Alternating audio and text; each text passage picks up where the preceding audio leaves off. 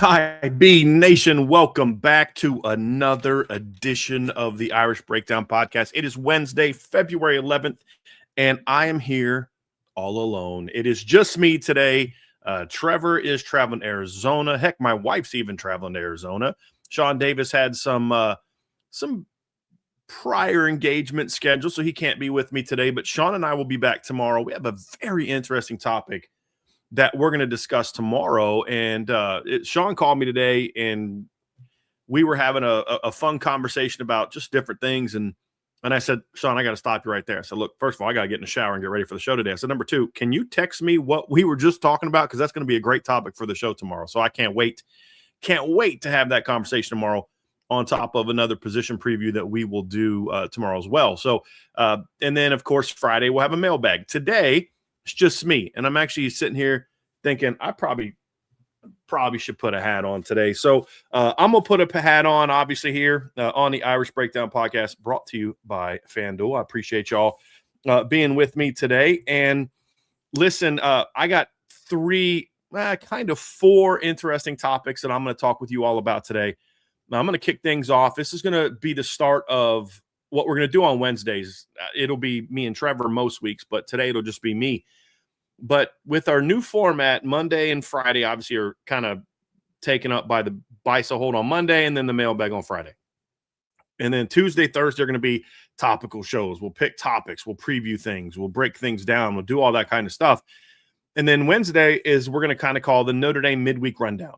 And that's what today is. This is the Midweek Rundown. This is sort of the first edition of that. And so we're like pick like 3-4 topics that maybe we don't dive into with the depth that we do on Tuesday and Thursday, but just kind of work through several topics. A lot of times it'll be things that are, kind of newsworthy, things that have popped up. Hey, did you see that this thing came out? Let's talk about it. It'll involve, some sort of different types of breakdowns of the Notre Dame team. Like, for example, today I'm going to talk about who are the potential breakout players in the portal class and, kind of what that looks like for Notre Dame. And then we'll talk about other different topics. Sometimes it'll be recruiting. Sometimes it'll be, college football. So if somebody in the chat, RTCF, it won't be RTCF because it won't always have a recruiting topic. It won't always have a college football topic. It's more about just like, let's run down through the news and some analysis of this Notre Dame football team or of college football. Now, so today, for example, I'm going to talk some NFL draft stuff. So I'm going to mention the scouting combine came out today, and I'm going to talk about the 6 Notre Dame players that were invited to the combine and who wasn't. And then I'm also going to talk about a very interesting mock draft that came out yesterday or today, actually, at NFL.com that had 4 Notre Dame players going in the first 2 rounds. So I thought it was very interesting. And I have some thoughts on that. And then the final topic for today is there's a lot of conversation about the scheduling imbalance in college football. And I'm going to offer some solutions. I'm going to talk about what my solutions are, why the solutions are needed, and we'll go from there. So a couple requests that I'm going to have for you guys. It's just me today. We are going to do a mailbag at the end. So what I'm going to ask you guys to do, since it's just me and it's harder for me to monitor the chat, number one is please stay on topic today. Okay, because I'm just going to have to kind of mute people if the thing is going off. It's very distracting for me when it's a 2-person show when the chat's kind of going off the rails a little bit. So I'm going to ask you guys today to please stay on topic. I'm just literally just going to start deleting comments, and if I have to delete more than one of your comments, I'm just going to mute you. It's just my request to you guys to try to keep this thing running smooth. And then also when the conversation's not on what we're talking about, then it's going to be harder for me to see and star mailbag questions. So I will do a mailbag at the end. I've got 2 already. If you go ahead and get those mailbag questions in, you can put an MB on there, or as insured by Big did, you see that in mailbag emoji, you see that. We had another one where it's just kind of a question, but if you put an MB or a mailbag emoji, it makes it easier for me to see that it is a mailbag question, because I want to be able to give you guys some good time today. Because it's just me, the show will go by a little bit quicker because it's not going to be the same back and forth. So we'll kind of work through some of these topics, most likely a lot quicker. And I don't want to just be out of here in an hour. And number one, I like hanging out with you guys. But number two, I want to make sure you guys are going to be able to get enough of your time and enough content today. So that's why I'm going to do a mailbag at the end of the day. So go ahead and throw those questions in. Vince is going to pop in periodically when he can to try to help me star some of these. And we're going to have some fun today. So let's get things kicked off today with part one. Part one is going to be a little bit of sort of looking at the NFL draft. And today, the NFL released the invites for the scouting combine. So obviously the NFL scouting combine begins late February. It'll once again be in Indianapolis. That is where players go. They have meetings with NFL teams. They do medical tests. They work out. That includes weightlifting. It includes position drills. And, of course, it includes the testings, the 40-yard dash, pro shuttle, cone drills, think it's broad jump, vertical jump, and then obviously some weight room stuff. And 6 Notre Dame players were among the 319 players selected. It is running back Jeremiah Love, running back Jadarian Price, running back wide receiver Malachi Fields, tight end Eli Raridan, offensive lineman Billy Shrouth, and offensive lineman Emil Wagner. So that is the invitation. All of those 6 players were expected. There were no surprises for me among those players. The first thing that you see is that I saw is there's no offensive players, there's no defensive players. And I thought that was kind of interesting. There are several defensive players that could have been selected, but none did. So I did think it was very interesting that you had 6 players taken and all of them were offensive players. And we're going to do more of a full preview of the combine as we kind of get down towards it. But the guys that are announced as combine invites usually are guys who have accepted that invitation, because I know the invitations went out within the last couple weeks. They started to go out. So, what will Jeremiah Love do at the combine? Will he test? Will he work out? What would be the reason to test? Why not the test? Number one is you're the number one back, and there's no conversation about who the number one back is in the NFL, in the upcoming NFL draft. It's Jeremiah Love. So there is some argument for him not to test. The argument to test is if you go out there and blow it up, you run a 4.3 something, you have great, workout, you catch the ball incredibly well, you show elite explosiveness, things like that. Maybe you can go from that 8 to 12 range where we're seeing him mocked now to maybe being a top 5 pick. And is that jump enough to risk, obviously, potential injury? So it's going to be very interesting to see what the decision is that Jeremiah Love comes to in this process. And then there's Jadarian Price, who I would expect works out. I think there's more reason for him to work out. When you look at Jadarian, he's basically trying to compete to become and solidify his standing as the second back in the draft. You've seen several people that put out rankings. I believe he was the second ranked back in Daniel Jeremiah's top 50. He's this number 2 back. I believe Mel Kiper has him as the number 2 back. The last 3 mock drafts that I've seen, where you have more than one round that I've seen have had Jadarian Price as the number 2 back taken in the draft. So there are some guys obviously in competition there, and then also for Jadarian, it's not even just about who am I competing with, but also it's like, hey, I want to cement my standing as number 2, but maybe a strong combine could vault him up the draft board. And for people that even if they do view him as the number 2 back, how bad does a team need a running back? Well, if Jadarian doesn't work out and you're just going off tape, there's going to be a lot of things you like. That's why a lot of people consider him the number 2 back. But where is he going to be on your draft board? But, you watch the tape, you meet him. Jadarian's a tremendous young man. You're going to fall in love with that. I would assume the medical tests are going to check out well. The only significant injury Jadarian ever had was the Achilles, which he had his freshman year. He's played 3 seasons since then with no injuries.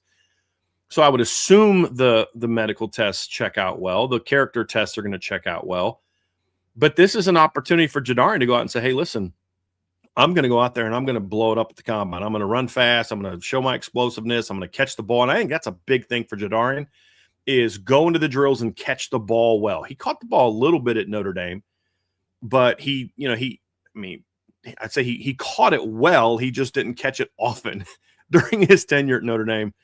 And I think this could be an opportunity in a league that puts a lot more emphasis on your ability to catch the football.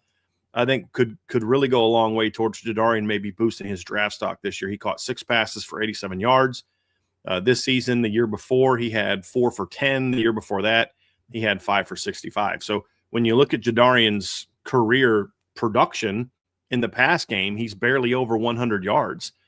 From a production standpoint, he has 15 catches for 162 yards, 3 touchdowns. He did have 2 touchdowns this year. One was on a swing pass late in the game, late in the first half against Arkansas. Caught a little swing pass, made a bunch of guys miss, cut back, ran in for a touchdown. The second one was he caught a check down against Stanford, made some guys miss, got up the sideline, and went and scored a touchdown. So against Stanford. So I think he has the potential. And anyone who watched Jadarian's film in high school knows he caught the ball really well in high school. I mean, there's clips of him, can't remember if it's junior or senior year, like catching backside seam routes over the top for a touchdown. It's just not something that Notre Dame asked him to do. And he's not as tall and long as Jeremiah. And you remember the throw that CJ threw over his head that got picked off. There may be some questions like, man, throw a check down to this 5'10" running back and, who doesn't have super, super long arms, that could be an issue. So I think Jadarian could really help himself, not only by showing his explosiveness, and I think he will test well, but at the very least, I think Jadarian will go through drills and show off his athleticism, but then catch the ball. That's going to be a really big thing. Malachi Fields, I would expect, will test as well. Malachi had a great, from all accounts, did a great job at the Senior Bowl.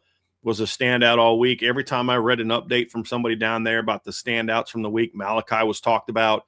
His size was impressive. He was winning one-on-ones. Showed the same strengths he did at Notre Dame, ability to get over top of the defense, size, strength, ball skills, catch radius.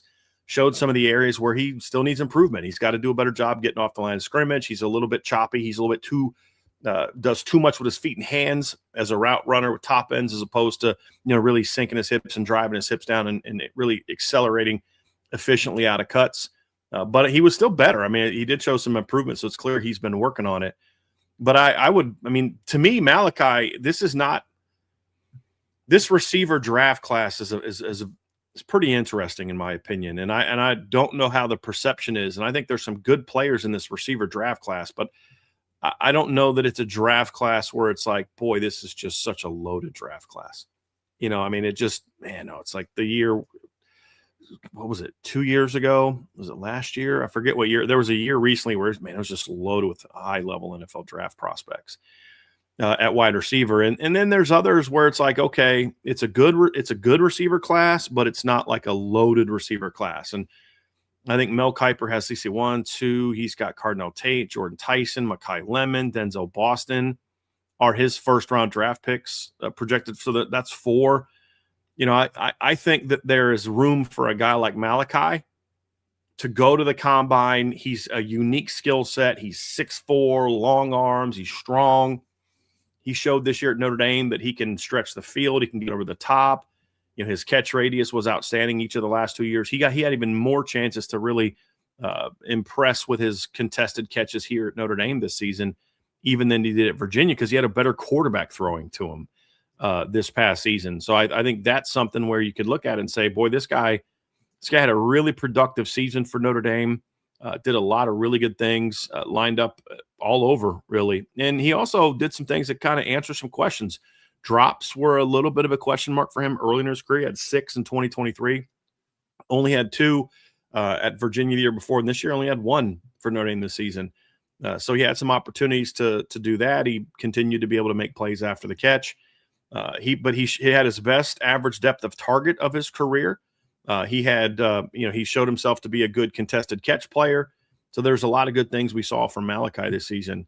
If he can go to the combine and test well, good vertical speed. I remember Bruce Feldman had him on his freaks list a couple years ago when he was still at Virginia. Let me see if I can pull up what he said about Malachi at that time. But if he can kind of go out and test well, show explosiveness. This is what Bruce Feldman had a couple years ago.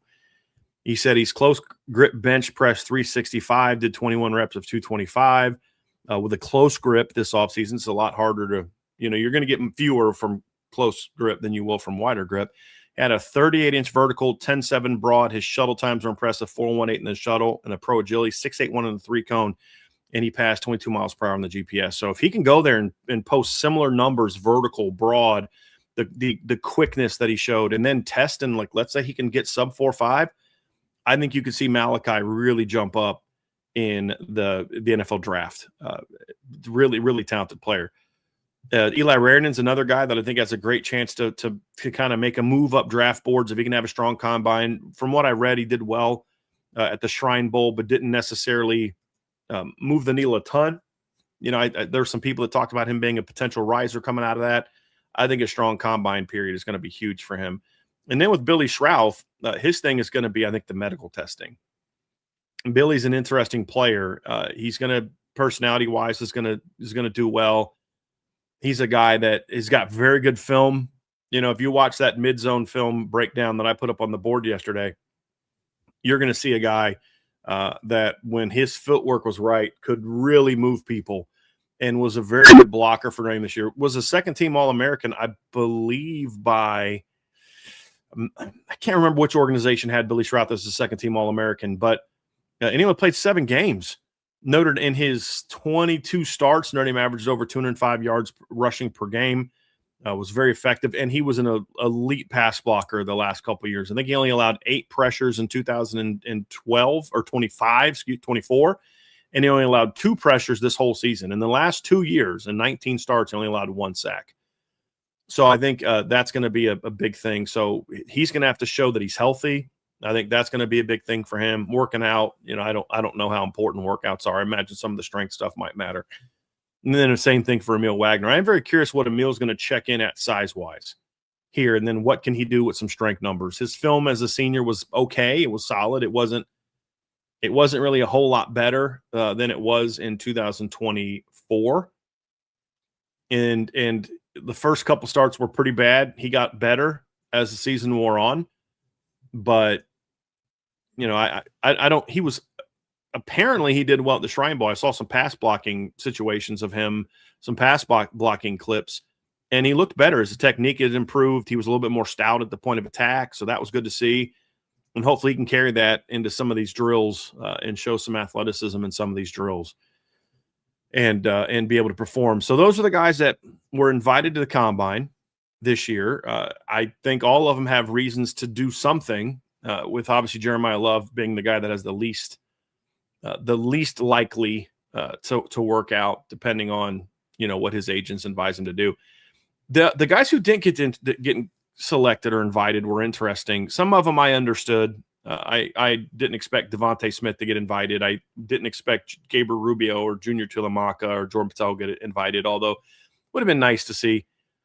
I'm a little surprised that Jalen Stroman didn't get invited. He was at the Senior Bowl. I'm a little surprised that Jared Dawson didn't get invited. And I'm a little surprised that Will Pauling didn't get invited, to be honest with you. Will Pauling has got a guy that has good production in his career. You guys know that I wasn't necessarily blown away with Will Pauling as a player this past year, but he is a guy that's reported to have very good athleticism and testing numbers, and a guy that's had a lot of production in his career, you know, across Power 4 schools. Obviously, he had some production at Wisconsin for a couple years, including 2023. Had a very good season at Wisconsin in 2023. Had 74 catches, 837 yards, and 6 touchdowns. As in 2024, he had 42 catches for 407 yards and 3 touchdowns. And then this year for Notre Dame, he had 26 catches, 381 yards, and 6 touchdowns. You're talking about a guy that's got 155 career catches, over 1,700 career yards, and 15 touchdowns. So I kind of thought he'd get invited, but he apparently was not. So that one surprised me a little bit. I was really hoping Jared Dawson could get invited, and Jalen Stroman, at least a couple defensive players. But number one, it's frustrating or disappointing for those players. But number two, I think it speaks to how much talent's coming back for Notre Dame on defense this year. I mean, Jared Dawson, Jalen Stroman, Devontae Smith, Gabriel Rubio, Junior Tuilamaka. When you talk about who were the standouts for Notre Dame this year, the only guy that I would in that category kind of say was a year-long standout for them was Jared Dawson. The rest of them were really good role players, good situational players. Dawson was the only guy that I viewed as an impact player for Notre Dame, and I really thought he'd have a shot to get invited, but did not, obviously. And so what are these guys going to do? Now you get your opportunity to compete at the Pro Day, and now that's your chance to really make your presence felt. Some of these guys will, get individual meetings with teams and at Notre Dame's pro day. But as far as like showing off your athletic skill, going through drills, getting right in front of GMs and teams like that, they're going to get their shot. And here's the good thing for those guys. When you talk about the guys that aren't invited to the combine, they are blessed in a certain situation. If you look at it, they're even if Jeremiah Love doesn't necessarily test, he'll probably work out at the pro day. I would imagine he'll work out at the pro day. And you're going to have probably Price and Fields maybe do some workouts at the pro day too, depending on how well they do. But people are going to still be flocking to Notre Dame to meet with Jeremiah Love, see Jeremiah Love. If that is the case and Jeremiah does what every other guy has done that I can think of, that he at least goes through drills at the pro day, that's going to draw more eyes to Notre Dame for their pro day. People want to see Jadarian work out. They're going to want to see Malachi work out. I think that's going to draw more and more eyes to Notre Dame. And as more and more eyes come to see Love and Price, Fields, Raridan work out, they're also then going to get a chance to see Will Pauling and Jared Dawson and Jalen Stroman and Devontae Smith get a chance to work out as well, assuming those guys all do their workouts at Notre Dame. There's a chance that some of those guys could decide to do it at the school they transferred from. Maybe Jared Dawson does his at Louisville. Maybe Stroman does his at Virginia Tech. Maybe Devontae does his at Alabama. I would imagine, since he's from Ohio, that he would do his at Notre Dame, but you never know.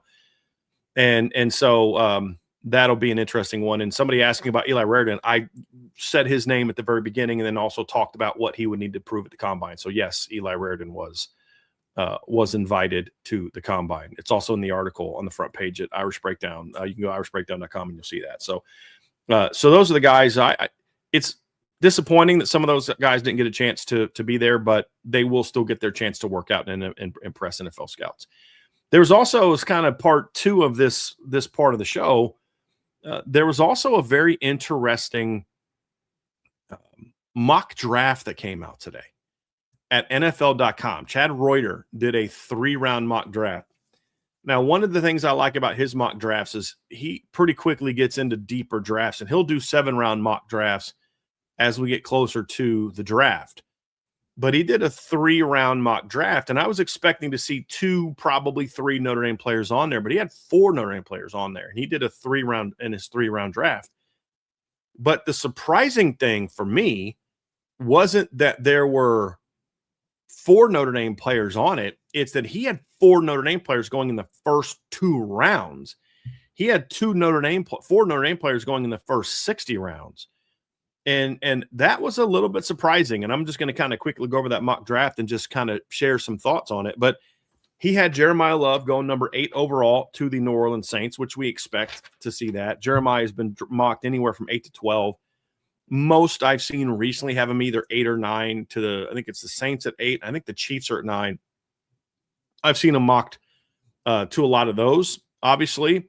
And I've also seen some that had him lower, but most of the more recent ones that I've seen have him in the top 8, going either 7 or 8. So I thought that was a pretty interesting one. But so that didn't surprise me. They had Jadarian Price going in the 2nd round. That also didn't surprise me. They had him going number 59 overall in the 2nd round, which to the Houston Texans, which again didn't surprise me. And Jadarian was the 2nd running back off the board in this mock draft. And in fact, he was one of only 2 running backs drafted in the first 2 rounds, period. The other obviously being Jeremiah Love at number 8. The next pick at running back wasn't until Katron Allen from Penn State at number 74 going to the Chiefs. And that's kind of what makes this interesting because, it's not a deep running back class. And so you ask yourself, okay, I'm going through this. I'm now at number 96, 97. The next running back projected was Emmett Johnson at number 97. So he only had 4 total running backs picked. So Jadarian at number 59, again, I think this is why the combine could be really important for him, because he gets an opportunity to go and perform and say, hey, look, if you're in need of a running back, you may not want to wait till the late 2nd round because there's a drop off after the first couple. And so I think those are very intriguing things for him to where he could get picked. What surprised me about that mock draft, however, was that Jadarian was the fourth of the Notre Dame players that he had projected in the second in the draft.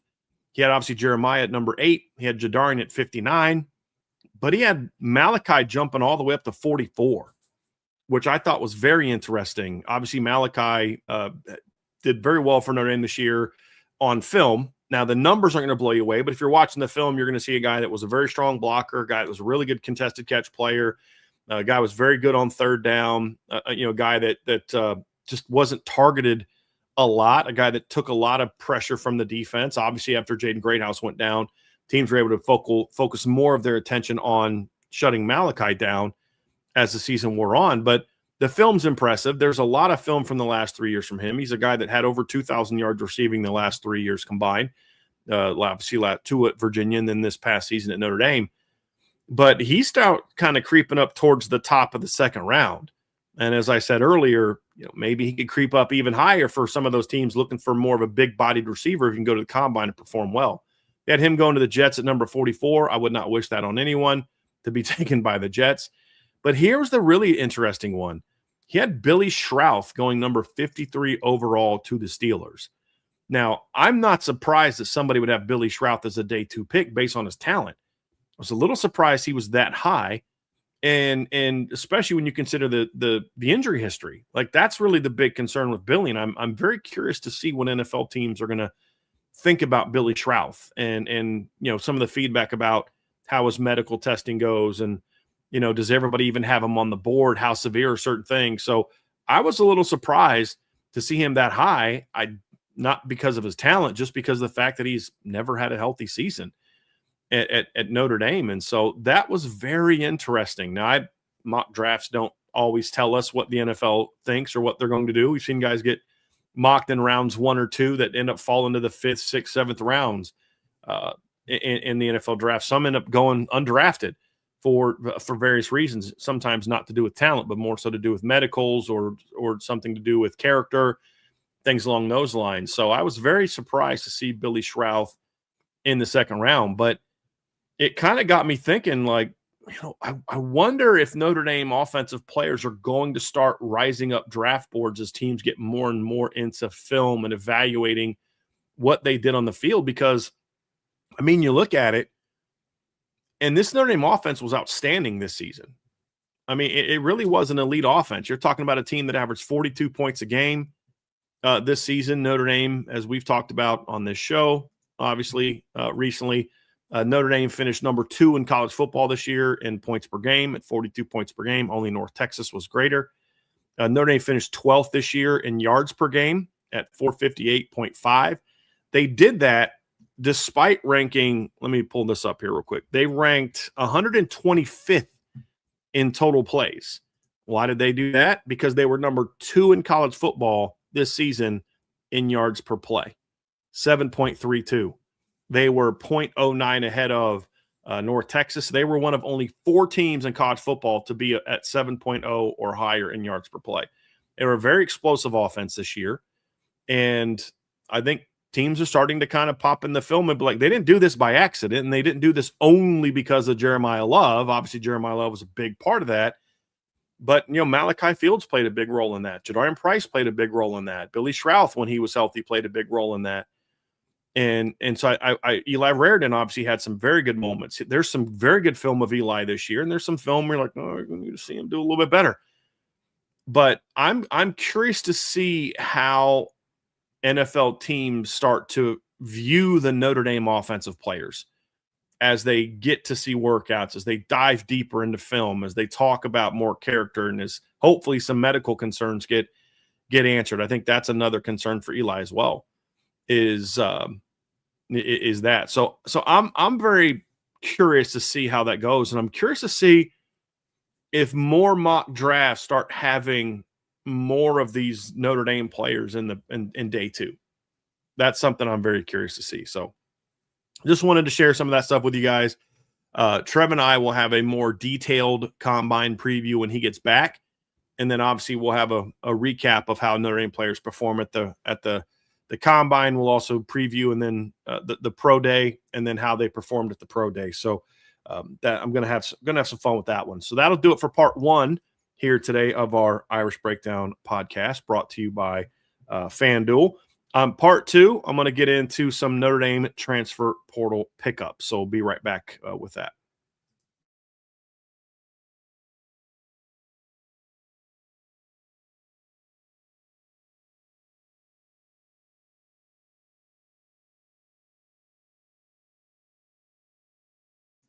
All right.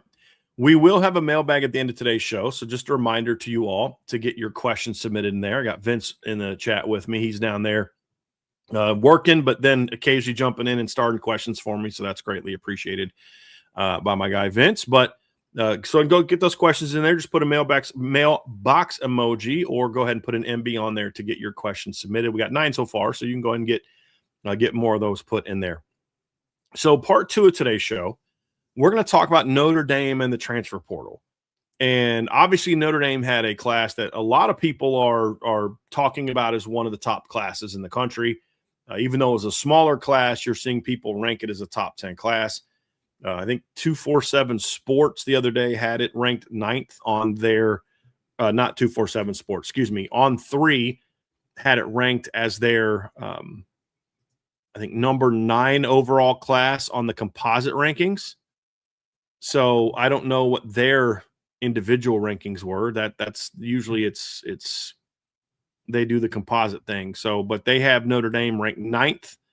And of the teams that were ranked ahead of Notre Dame, who had 7 portal pickups, actually Notre Dame had 8. They didn't count the kicker, but of Notre Dame had 8. The teams above them, teams 1 through 8, had 17, 40, 21, 18, 31, 25, 17, 41, and then Notre Dame is at 7. The teams after them had 19, 41, 27, 24, 13 with Miami.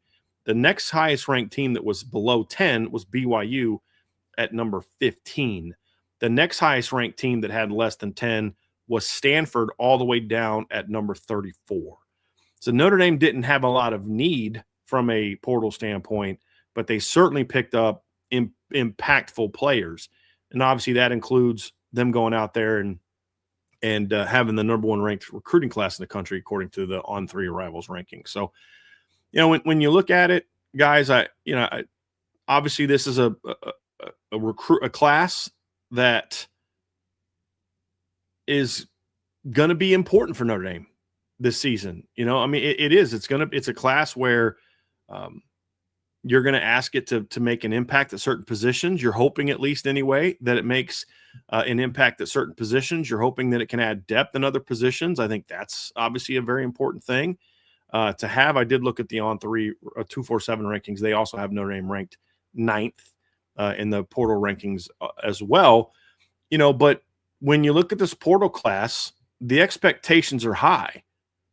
But if you look at the talent, you're going to be like, okay, cool. That's why people are excited about this class. But if you then look at, okay, what was the overall proven production from the group, and you see that there's really only 2 guys that have any sort of extensive production over a period of time. Obviously, Francis Brew has 2 years worth of production. He was a big-time starter this year. DJ McKinney at cornerback obviously also has a lot of production.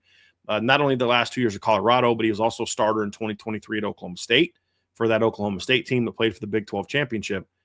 And so actually it was 23 that Oklahoma, I believe so, right? 23 when Oklahoma State played Texas, I believe, in the Big 12 championship. I want to make sure I didn't just say something that was incorrect.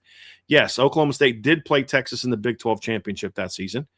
And DJ McKinney was a part of that team. He was a starter at cornerback on that football team. So obviously he's a guy that has a lot of experience.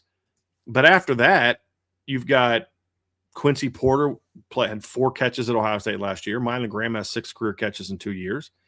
Tion Gray was obviously someone who was an important part of the rotation for Oregon this year, but he wasn't a starter at Oregon. Jaden Sanders started about half the year at Michigan as a true freshman. He has a lot to prove. And then Keon Keeley was just a rotation guy at Alabama. So there's a lot of this portal class that is it's being hyped up, rightfully so, because of the potential and the raw talent of this group. Let's be honest. The only reason 247s or On 3 has Quincy Porter as a top 25 transfer portal pickup, which they did, is because of where he was ranked in high school. There's no reason, based on what he did at Ohio State, to view him as someone who should be considered, and this is, again, according to On 3, as the number 22 portal pickup in the country. He's number 45 by 247 Sports. Why? Is it because of they were super impressed on how good he looked in the 4 catches he had last year? No, it's because they're based that ranking off of his potential talent and what his high school ranking was. Otherwise, I'm going to have a hard time justifying why he was ranked. I think it was like 44. Let me pull up Francis Brew. Francis Brew on the On 3 rankings was ranked as the number 68 transfer portal player. That's 46 spots below Quincy Porter. Why was he ranked that high on that ranking? Is it because of anything other than his talent? No, it's not. It's about his potential. And you look at 247 Sports had Tion Gray ranked number 17 as the overall portal player in the class. On 3 had him at number 168. So even there's some very different evaluations going on of Notre Dame's players in the transfer portal. And one of the funnier ones was DJ McKinney. I thought his transfer portal rankings were kind of hilarious because he's got some really good film in 23 and 24. But neither of them had him even in the top 100. I think they're going to look back on that one and be like, yeah, I got that one wrong. But there's other guys. Obviously, Keon Keeley, someone who a lot of people are talking about being a great pickup for Notre Dame. He had 3 sacks last year, 3 tackles for loss. He was the number 60 player in the country on the 247 transfer portal rankings. Why? It's only about because he's talented as an elite player. So that kind of got me thinking, like, look, we're all kind of just assuming that this portal class is going to be impactful. But if that's going to happen, and I think we all kind of agree that it's going to happen, what you're going to need is you're going to need some breakout players. You're going to need guys to take their game to another level. And so I'm going to talk about kind of go through each of the portal pickups, the position player portal pickups, and rank whether or not I'm going to kind of predict whether or not they have a breakout season and to what degree. Just to kind of give you a little bit of a heads up, I'm going to say they all are going to have some degree of breakout, because even just from a reputation standpoint, but I think there's very varying degrees. So I'm going to have some fun with this one and talk about, where I see these guys. I want to get your thoughts also in the chat today. So as I go through each one of these players, I'm going to go offense first and defense second. I'm going to make my prediction. Are they going to have one of 2 breakouts? One is they become an impact player.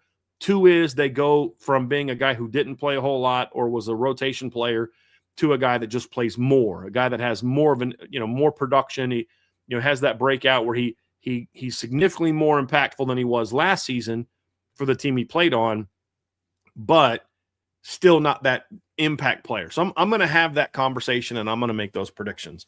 And I want to hear what you guys think. Do you guys think the player that I'm talking about is going to be someone who becomes an impact player, or someone who simply raises his game another level but isn't quite into that impact category? So, for example, last year, if you look at the portal pickups, I would say that Malachi Fields was not a breakout player from the standpoint of his production was greater than it was before. His impact was greater. He was exactly what Notre Dame hoped he would be, but he was already an established player.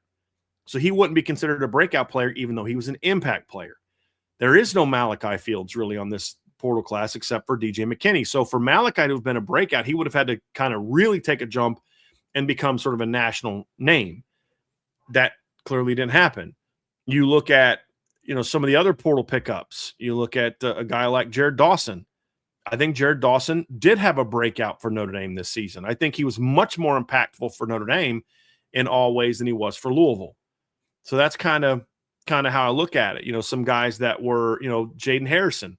Did he have a breakout performance at Notre Dame? Not from a production standpoint, but he did from a reputation standpoint. That's nobody had really heard of Jaden Harrison before. And then obviously he has some big moments for Notre Dame, but there was no jump in production. So that's not really a guy that would be considered a breakout player. So that's kind of how I look at it. And that's what makes this portal class so much different. Because in past portal classes, it was, hey, man, I just need you to keep doing what you've been doing. I would argue that Riley Leonard was a breakout player from Notre Dame from a reputation standpoint, but his production wasn't necessarily better than it was at past places. Because what's been unique about what Notre Dame has done in the past is the portal pickups they've gone after in past years are established players. Bo Collins was an established player. Chris Mitchell, Jaden Harrison, established players. Jack Cohn, established player. Riley Leonard, established player. RJ Oben, established player. Thomas Harper, Jordan Clark, Devontae Smith. You look at last year, look at Jalen Stroman. You look at the year before and look at – I don't know why I can continue to forget Rod Hurd's name, but first, I'm always I want to say something like Jeffrey or something. I don't have a clue why I want to do that. But Rod Hurd, established player, over 2,000 career snaps. What we have, and Vince's favorite player, I'm going to say this for Vince's benefit, Caden Madden, established player. What we haven't seen Notre Dame do a lot of is what they did this year, which is they went out and got guys with tools, with high upside, with impact talent, but not guys that were proven players. I think there's a couple reasons for that before we begin.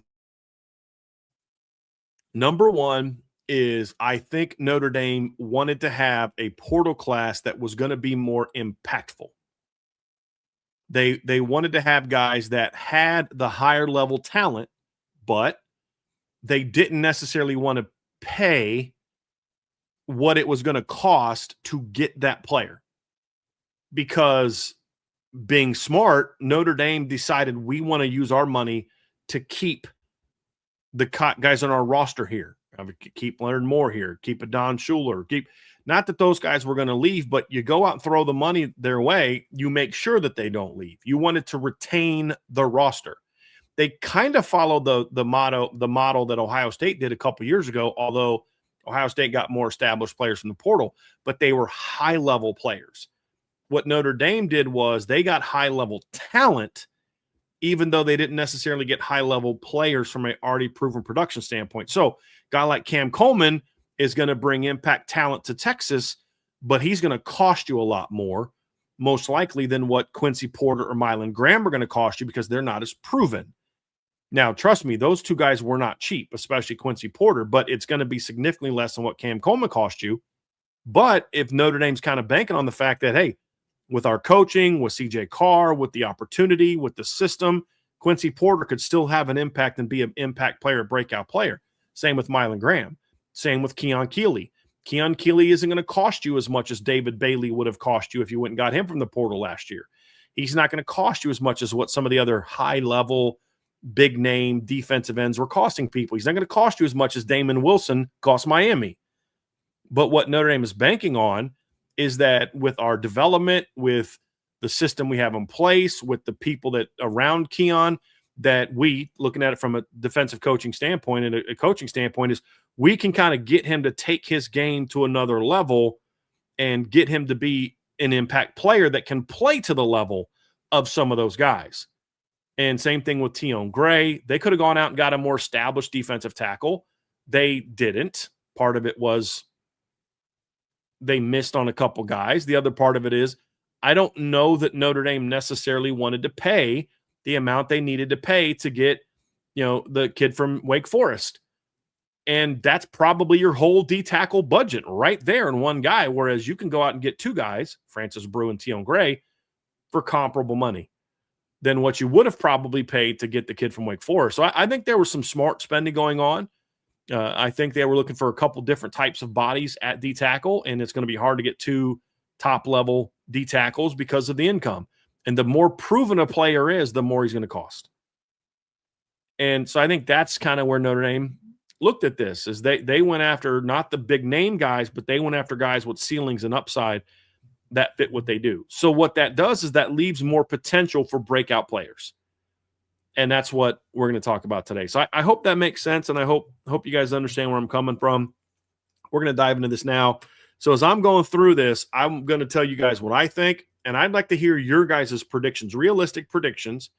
So don't tell me you guys going to have 120 catches for 1,500 yards, 15 touchdowns to win the Heisman, and win the Biletnikoff. I want to have legitimate conversations. Again, this is about portal players. This isn't about the current roster. This is about portal players. I want to hear what you guys think that these guys are going to do. So I'm going to kick things off with Quincy Porter. So as I start talking about Quincy Porter, I want to hear your guys' predictions. A, is he going to be a breakout player or not? And is it going to be impact player or just good, solid rotation guy? And then B, what are some of your predictions for him for this year? So Quincy Porter is a receiver that I think could have two types of breakouts. One is he goes from being a guy that was basically a lightly used rotation guy that didn't play a ton for Notre Dame last year, for Ohio State last year, caught 4 passes before his season was cut short with an injury, but wasn't a guy that played a ton. He was targeted 4 times last year. He only played 57 snaps all season. 25 of them came against Grambling. He played against Grambling, Minnesota, Wisconsin, and UCLA before he was injured and lost for the rest of the season. Don't think it was a significant injury, but it was obviously one that cost him the rest of the year. When you have 4 catches, if you come out to Notre Dame this year and you have 25 catches for 350 yards and 4 touchdowns, that's a breakout. That's obviously a guy who went from being a backup who didn't play a whole lot to a very good, productive part of your team. Then there's the other type of breakout where he comes out and he becomes more of an impact player. That can have some varying levels to it as well. You can have a breakout player that is going to, have, 60, 70 catches for 1,000 yards. But then there's a guy that I think would be a bit of a breakout to where I said earlier Malachi Fields wasn't a breakout for Notre Dame because he had already had production. But he's a guy that if you have 4 career catches and you have what Malachi Fields did, I think that is more of an impact breakout season. So when you look at Quincy Porter, I think you have to ask yourself, what level of breakout can he have? I think there's really 3 levels with him, and he's the only guy on this board outside of maybe Keon that could have the chance to do that, and I think he's by far has the best chance, and that is he could just be a breakout in that he's a good part of the rotation. He could have a breakout where he has a 30, 40 catch season for 600-plus yards, and that's a pretty darn good impactful breakout. Or he could have a full breakout and have like a Will Fuller type breakout, a Golden Tate type breakout, an Equanimous St. Brown type of breakout, where what those guys did is obviously in 2007, Golden Tate only caught 7 passes in 2007. And then the next year he goes out for Notre Dame in 2008 as a true sophomore, and he has 1,000 yards. Obviously Golden had 58 catches for 1,080 yards and 10 touchdowns. Looking at his numbers on his stats now online. Will Fuller had a similar thing. Will had, I think, 6 catches for 160 yards. I'm pulling his numbers up now. He had 6 catches for 60 yards as a rookie freshman, 1 touchdown. Comes out as a true sophomore in 2014, 76 catches, 1,094 yards, and 15 touchdowns. Equanimous St. Brown had a similar situation as a freshman at Notre Dame in 2015. He had 1 catch for 8 yards. Comes out as a true sophomore in only 12 games because Notre Dame didn't play a bowl game that year. Has 58 catches for 961 yards and 9 touchdowns. So we've seen guys like this do that, and I compare that more to those guys than I would like a Javon McKinley or Miles Boykin who had big breakout final seasons. But those were older guys who had at least 1 season of okay 10 to 12 catch production. I'm more looking at the guys who went from freshman, no impact, to sophomore, big time impact. So I think there's a precedent at Notre Dame to see that from them. And again, folks, we're talking about portal players. So we'll talk about Notre Dame returners breaking out in another show. This is about portal players. So with Quincy, it's possible he could have a Golden Tate, Will Fuller type of breakout. I think he has that kind of talent, but I'm not predicting that. I think the first level breakout where he could have 25 catches for 350, 400 yards is the easiest one to get to. That also is the safest one when you consider he's coming off of an injury. And when you look at him, I don't think it's a major injury. I don't think it's one where, it's going to need the same, 8-month rehab like a torn ACL. I don't believe it's torn ACL. I don't know that it's been announced what it was. I don't think we're going to see him in the spring. I do think he'll be back and be able to go as we get closer to the fall. And I think that's going to kind of limit the ability to have like that big breakout season, because with Golden Tate and Will Fuller and Equanimous St. Brown, they were going into year 2 of the same system, basically. Now, what's interesting is 2 of the guys that I just mentioned were guys that played for Mike Denbrock, that were guys that were coached by Mike Denbrock. Obviously, Will Fuller was in year 1 of his breakout, came in year 1 of Mike Denbrock as the offensive coordinator, and Equanimous came in year 3 of Mike Denbrock as the offensive coordinator at Notre Dame. But they were already in the system for a year. They had been at Notre Dame for a year. This is different because this is a portal player learning a new system who probably won't be out there in the spring getting reps. That's just what I'm assuming based on, what I've heard about the injury that he had. So I think the level 1 is the most likely, but I'm actually going to go a little bit beyond that. And I'll tell you why. I'm actually going to go level 2, where I think he could have a season that is similar to what Malachi Fields had. And obviously Malachi last year for Notre Dame had, see here, it was 40. What was his production? Let me see here. Let me pull it up here real quick. Give me a second. He had 36 catches for 630 yards and 5 touchdowns. I think we all agree that if Notre Dame needed to throw the ball more, that Malachi would have had more production. He was only stopped really by the fact that Notre Dame was such an offense built around its 2 stud running backs. But when I look at Quincy Porter and I look at what I think he's capable of, I don't think there's anything that could keep him from having a 30-plus catch season, averaging 15 to 17 yards a catch, 4 or 5 touchdowns. I don't think there's anything stopping him from doing that. And the biggest reason why is because I think it's an opportunity. When you look at Quincy Porter, there's nobody else like him on the roster. You could, people say, I think Mylan Graham's going to have a bigger breakout. I'll get to Mylan in a second. But with Mylan Graham, he's competing for time at a spot where you have 2 returners already coming back. You have Jordan Faison at the X position. You have Jaden Greathouse coming back in the slot at the Z. Who's your returner at the boundary? Micah Gilbert, who had 9 catches last year. Cam Williams, Jerome Bettis Jr. There is nobody that's going to be able to say, hey, that's an established guy that you got to beat out. Now, listen, Quincy Porter's going to have his hands full having to beat out Micah Gilbert and Cam Williams and players like that. But I just think the path to him becoming that kind of player is a little bit cleaner early on than maybe it might be for Mylan Graham. And now there's a chance that Notre Dame could play some Mylan Graham, some in the boundary. You'd have to adjust your offense to do that, though. You'd have to there's just things that you're not going to ask him to do. You're not going to ask him to catch back shoulder catches, like you did Malachi Fields, like you would do with Quincy Porter. You're not going to ask him to, just run stops and comebacks all day. You're not going to ask him to run a million backside digs in traffic. You're not going to be asking him to outplay people for the football. He's going to do more of the things you want as a Z. You want him to run, post curls and corners and speed cuts, and you want him to be doing post digs. You want to be running overs and crossers and climbs and things like that. You go routes. You want him running things where he's using his speed and you're trying to get him the ball in space.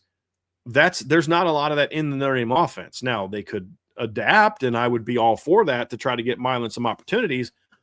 But for him to get on the field, it's going to take away from Jordan Faison, Jaden Greathouse, and he's going to have to be competing against guys like Elijah Burris and perhaps Cam Williams for playing time as well. Quincy Porter, I think, has just an easier path.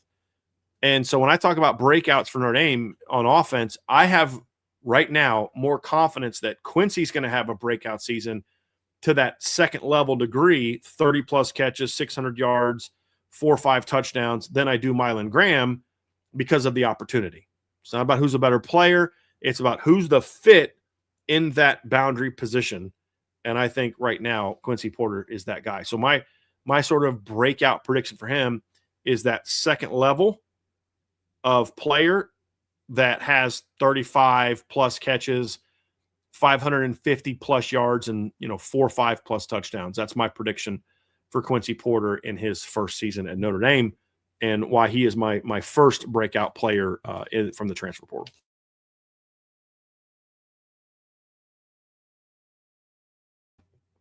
But let's talk about Mylan Graham. I think you can make a case that Mylan's game is more suited for immediate playing time for several reasons. Number one is he's already played more in his career. Obviously, he is a second-year player, whereas Quincy Porter is a first-year player. Mylan Graham's going into his third year in college. He has played he's played more in his career, whereas Quincy Porter played 57 snaps this year. Mylan Graham played 161. He has 176 career snaps, which is 3 times as many as Quincy Porter. Obviously, he had 2 years of coaching under Bryan Hartline, which is, I think, going to benefit him. And I think he's a guy whose game is suited well to making an immediate impact. The only reason that I don't have Mylan Graham, I say this before I get there, I think Mylan Graham, like Quincy Porter, is capable of a breakout of all 3 levels. There's no reason that he has the talent to come out and have a 50-plus, 60-plus season, 800 to 1,000 yards, especially if they play 15, 16 games. A guy that could come out, be the difference maker, he has the talent to eventually become their best receiver. That talent is there. The question, though, is does he go from a guy that hasn't played a whole lot of football to all of a sudden being a guy that plays more than Jordan Faison and Jaden Greathouse? A guy that produces more than Jordan Faison and Jaden Greathouse to the field?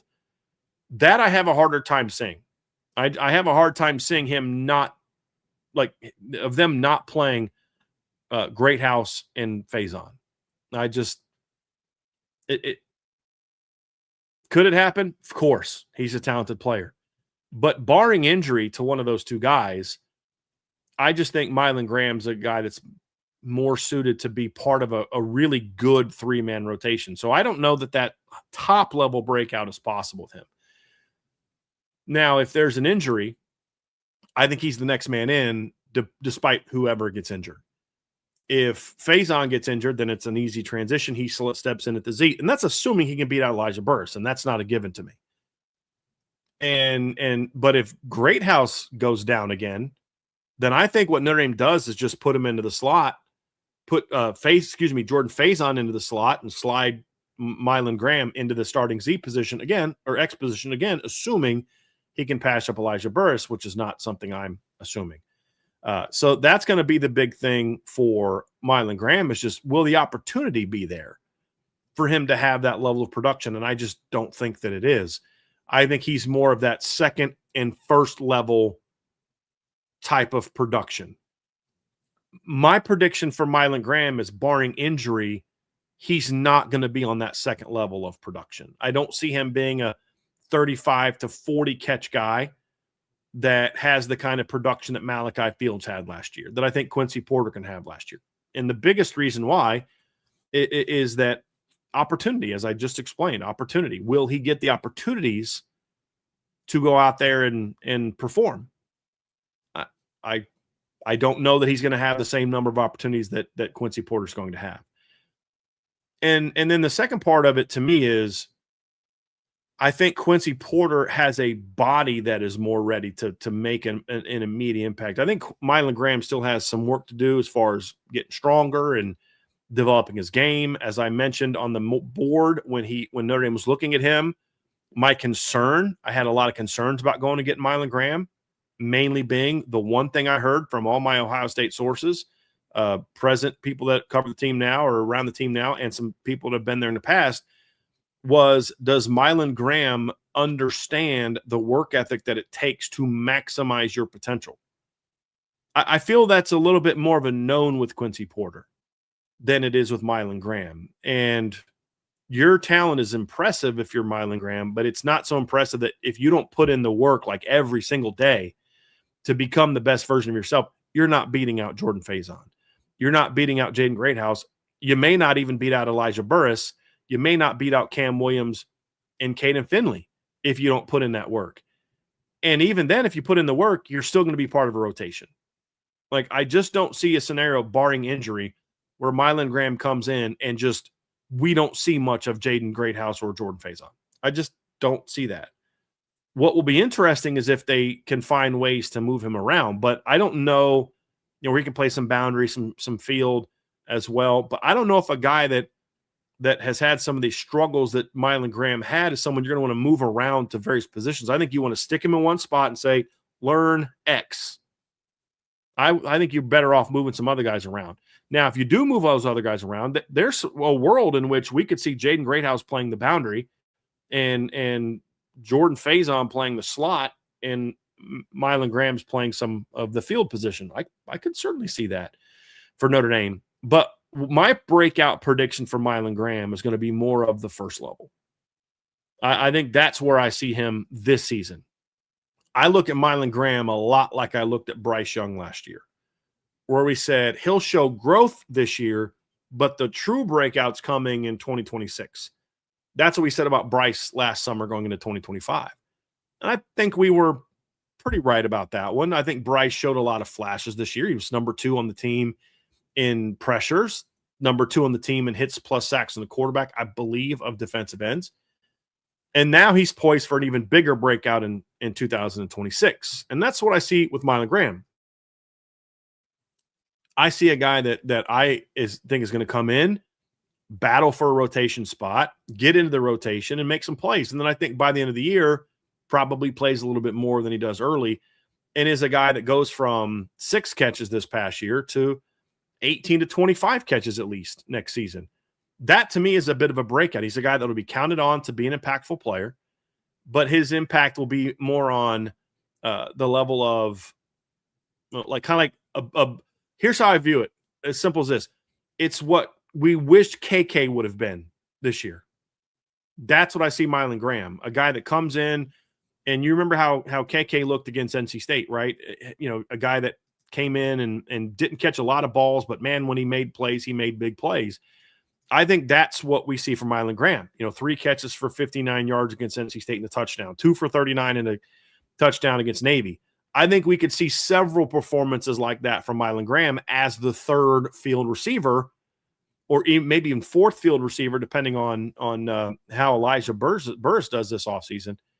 And he has that, 18 to 25 catch season, averages 15 to 17 yards a catch, has 3 or 4 touchdowns. And you're like, boy, that's a real nice, good, solid breakout season. And next year, he's going to have an even bigger breakout. And he's, when Faison leaves, and he's going to have that real big breakout.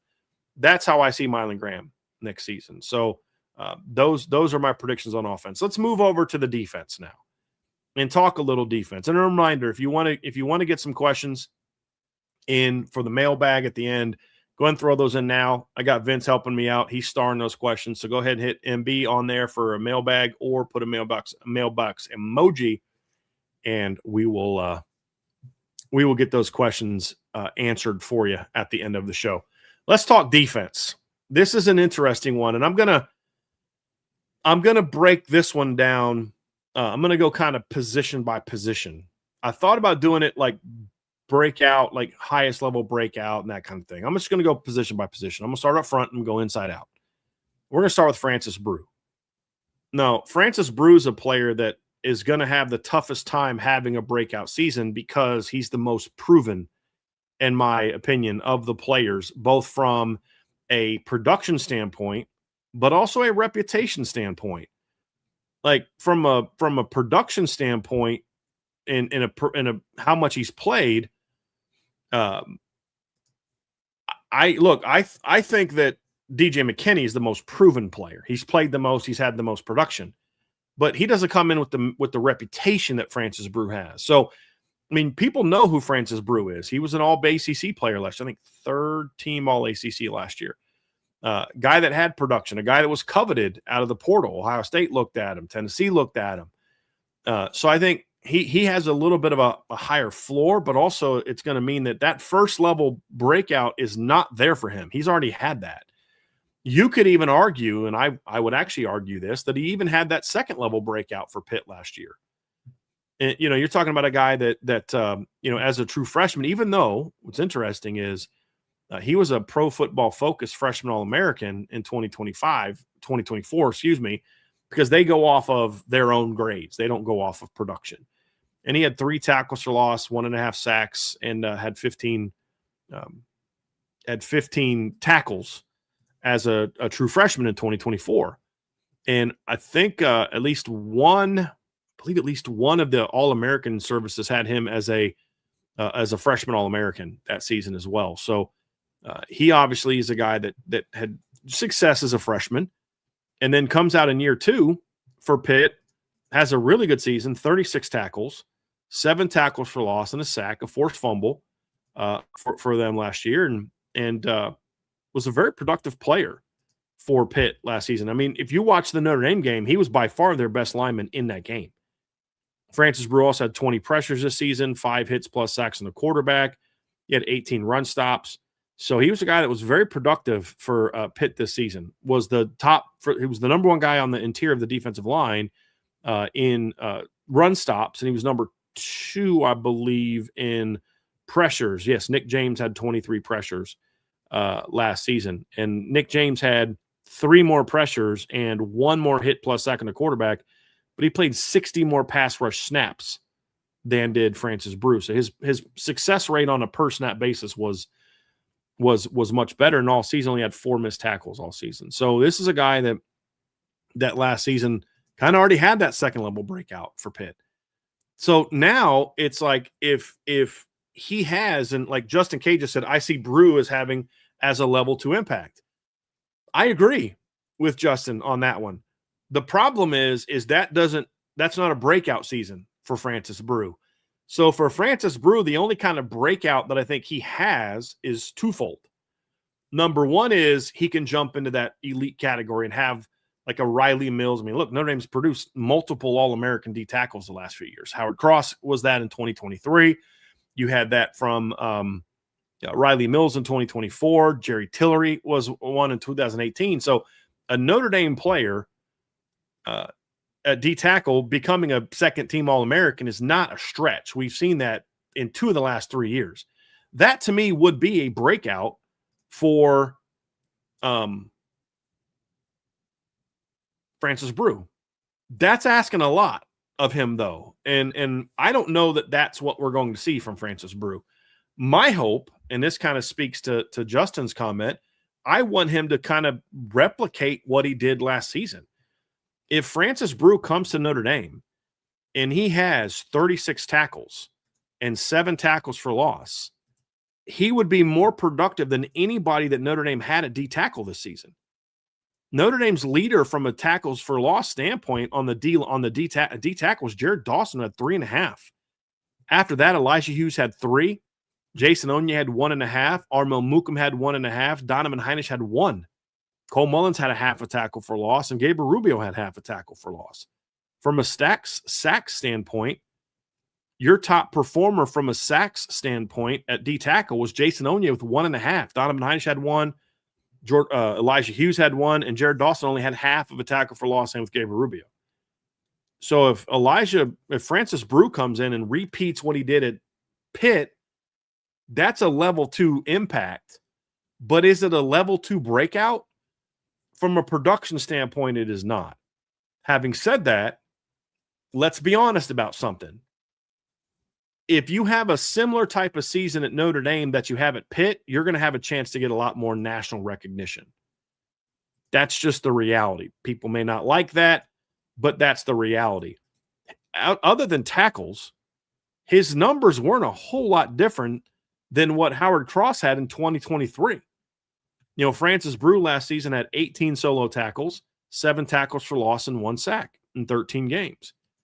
If you look at Howard Cross in 2023, when he was a second-team All-American, he had 28 solo tackles, 7 tackles for loss, and 2 sacks in 13 games. Almost identical, with the exception of tackles, is what Francis Brew had last year as a true sophomore. Howard Cross did that as a 5th-year player, and then obviously came back in 2024 as a 6th-year player. So I think that you could see that level 2 type of impact from Francis Brew, which is what Justin K said. He didn't say he would be a level 2 breakout. He said level 2 impact, because level 2 impact is not necessarily a breakout season. However, it could, especially if he can maybe get us another sack or 2, or maybe have 5 to 10 more tackles, could result in him getting some All-American recognition after the season if the Notre Dame defense is as good as we think it will be or should be this season. So I think it's possible, but it's kind of funny. I think Francis Brew and DJ McKinney have the two lowest chances to have breakouts for Notre Dame because they've already kind of done so. That's kind of where they are. And Southpaw 42 says, I think Brew's going to be a level 3 breakout. I'll say this, Southpaw, if you are correct on that, then Notre Dame's defensive line is going to be unbelievably good. Because level 3 breakout is something along the line. I mean, that's an all-American season. Like, no doubt about it, all-American season for him to be a level 3 breakout. That's, 10 tackles for loss, 8 to 10 tackles for loss, 40-plus tackles, at least 3-4 sacks. That's a heck of a season for him. And it's not that he's not capable of it. It's just that is a breakout season for him. If he has that kind of season, then this Notre Dame defensive line is going to be very, very good. So I love your optimism there. I'm saying I think I'm with Justin K. I have his impact more in that level 2, 40 tackles, 6 to 7 tackles for loss, 1 to 2 sacks. And I think that's where that production is going to be. You could make a case that he'll be surrounded by better talent around him. Well, actually, that's not the case that I think you can make. That's a given, I think. I think you can make the case that due to that talent around him, it's going to be easier for him to get solo blocked and get to the football and things along those lines, assuming that Chris Ash lets him attack. And if that's the case, then I think there is a chance that he can have that level 3 breakout. The talent's there to be a very impactful player. That's a big, big breakout. And I'm not quite ready to go there yet. I may change my mind when we get a chance to see him this spring.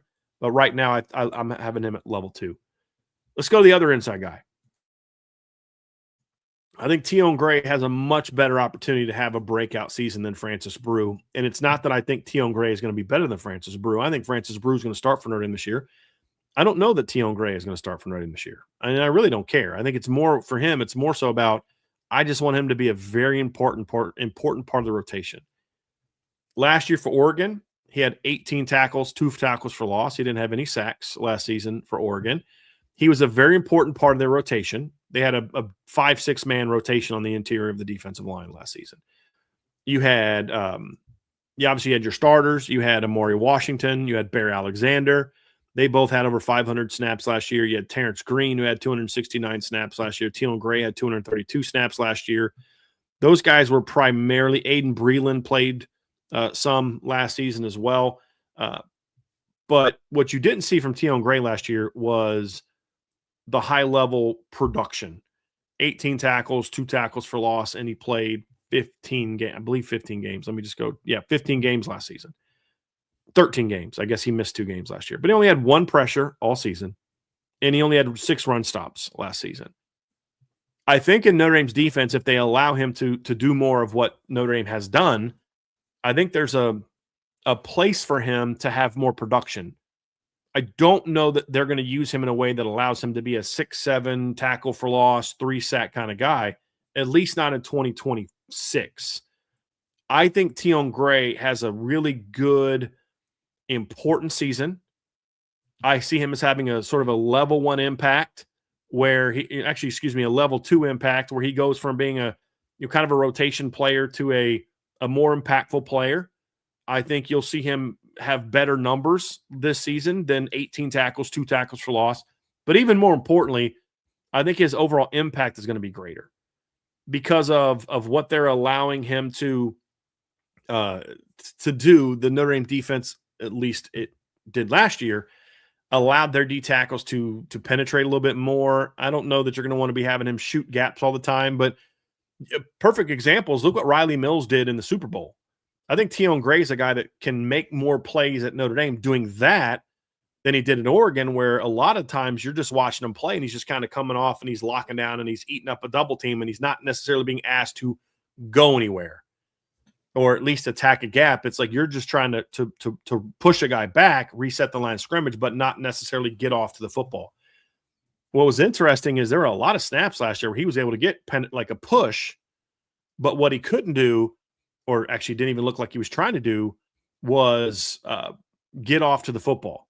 I think that's going to be the difference. You're going to still see him drive people back, but now I think at Notre Dame, under Charlie Partridge and with what Chris Ash asked his D tackles to do last year, I think they're going to ask him to make more plays on the ball.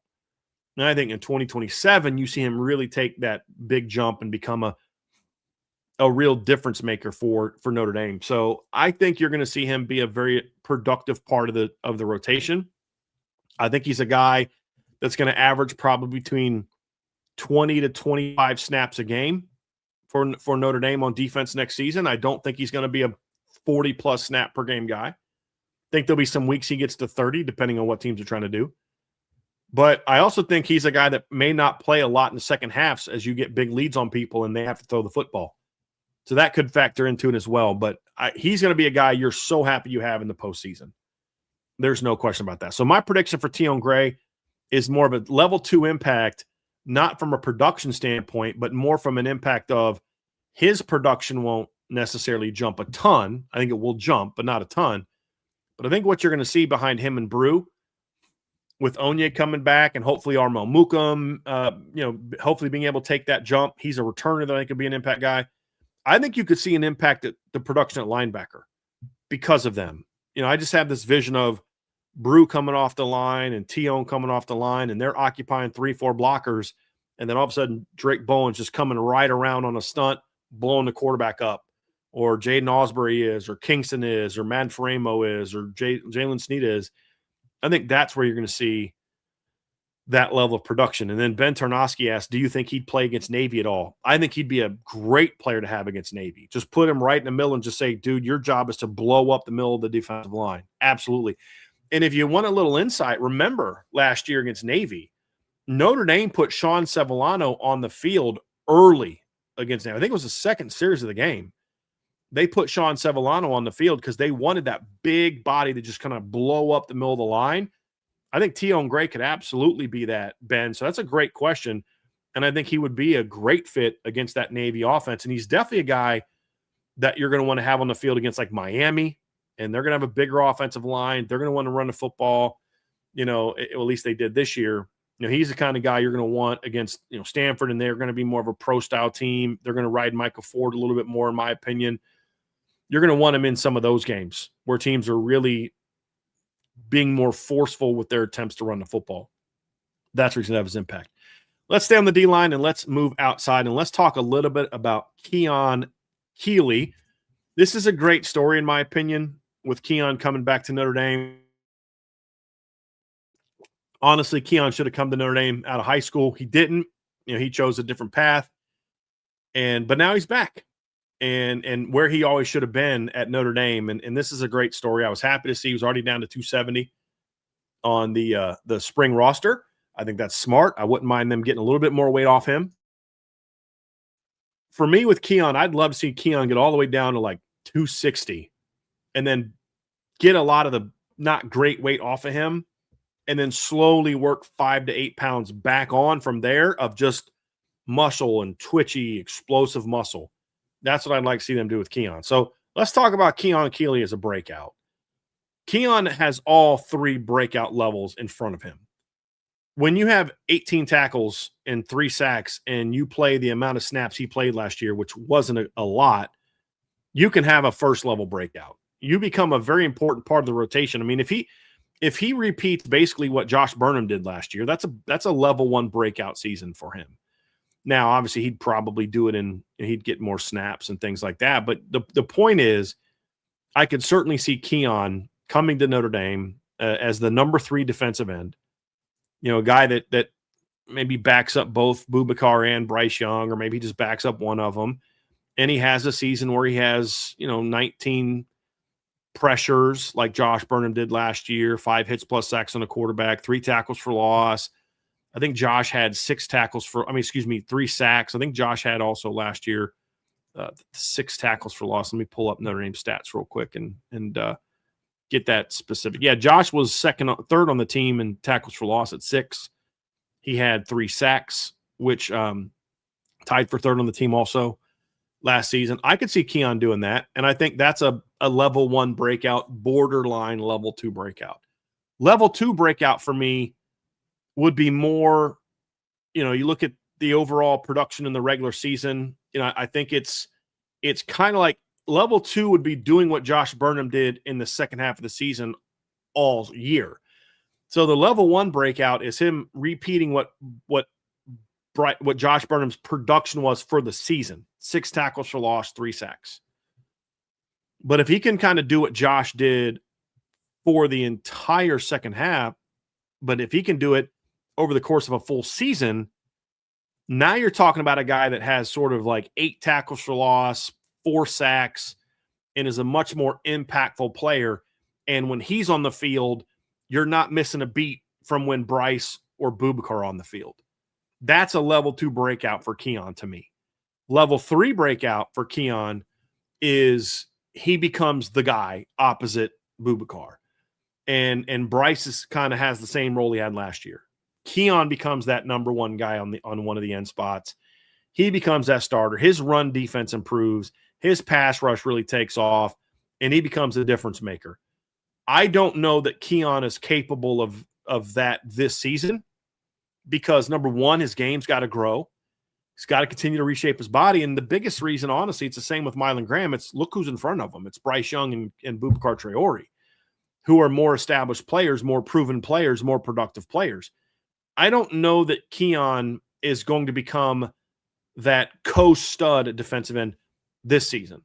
My hope for Keon is that level 2 breakout, that 6 to 8 tackles for loss over the course of 15, 16 games, 4 to 5 sacks over the course of 15, 16 games.